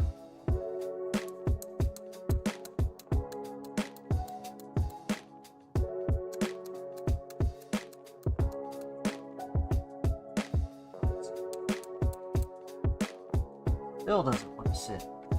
Definitely a screw knot in the way.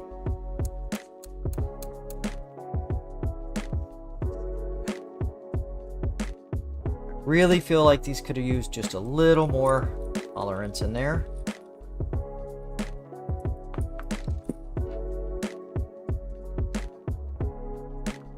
Let's try this one more time.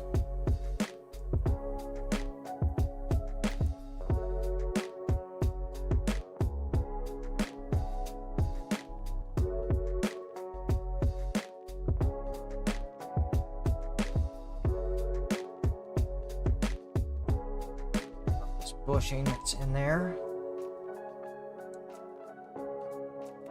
Oh, lordy.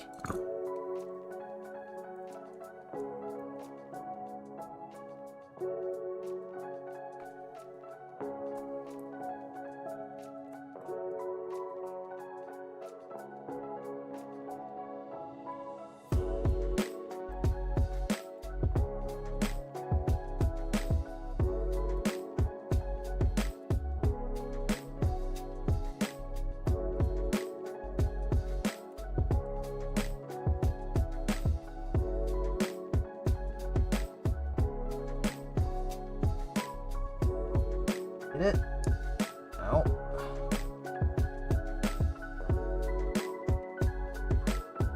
Let's see what's going on. This bushing is so stuck. What just hit my foot? Parts. Oh.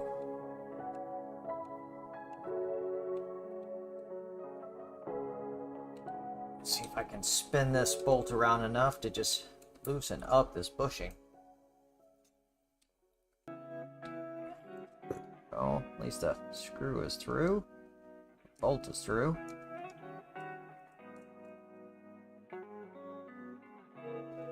Okay. Now, how are we going to get this? Back it up.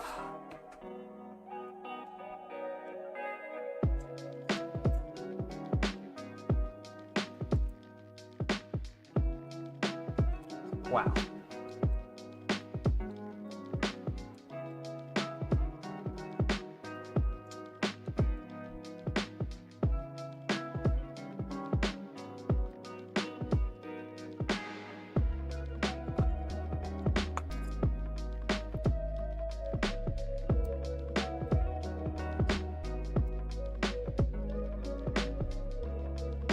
Keeps wanting to spin.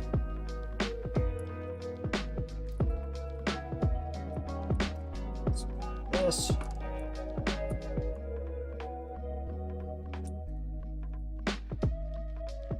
Okay.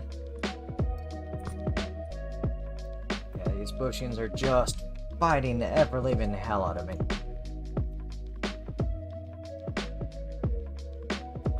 So tight.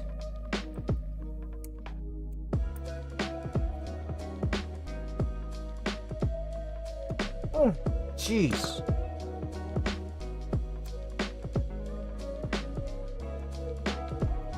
Okay.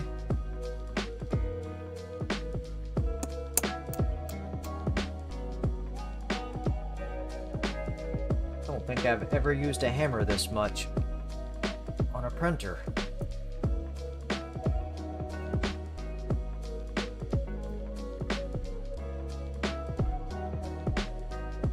Think we got it enough to hold.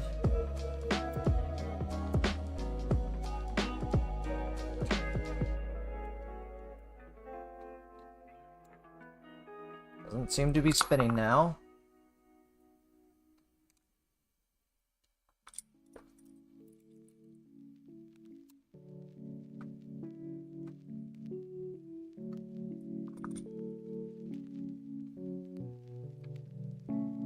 Definitely not spinning, and is through. Alright. Don't see any gaps. Wheel still spin. Alright. Highly complicated. We'll go and roughly put this guy back on.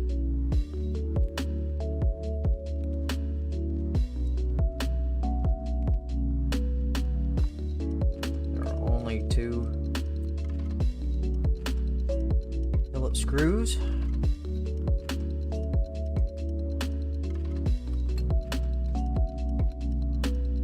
Get the knob back on.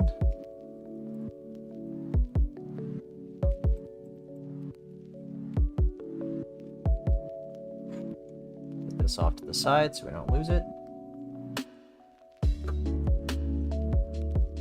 And there we have the majority of it.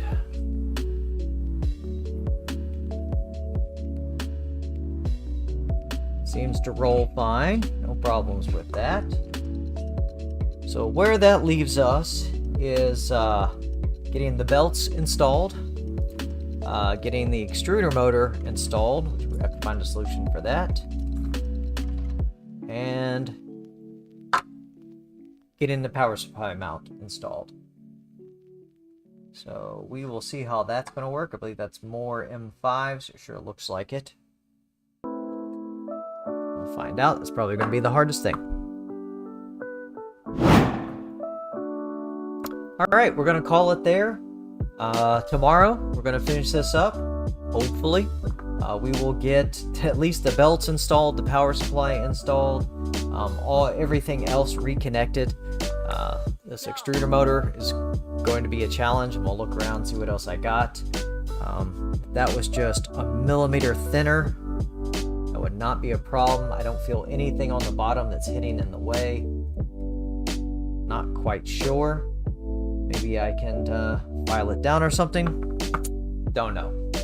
Got decently far though. As you can see, there's our motor, our transmission system, and our pulleys.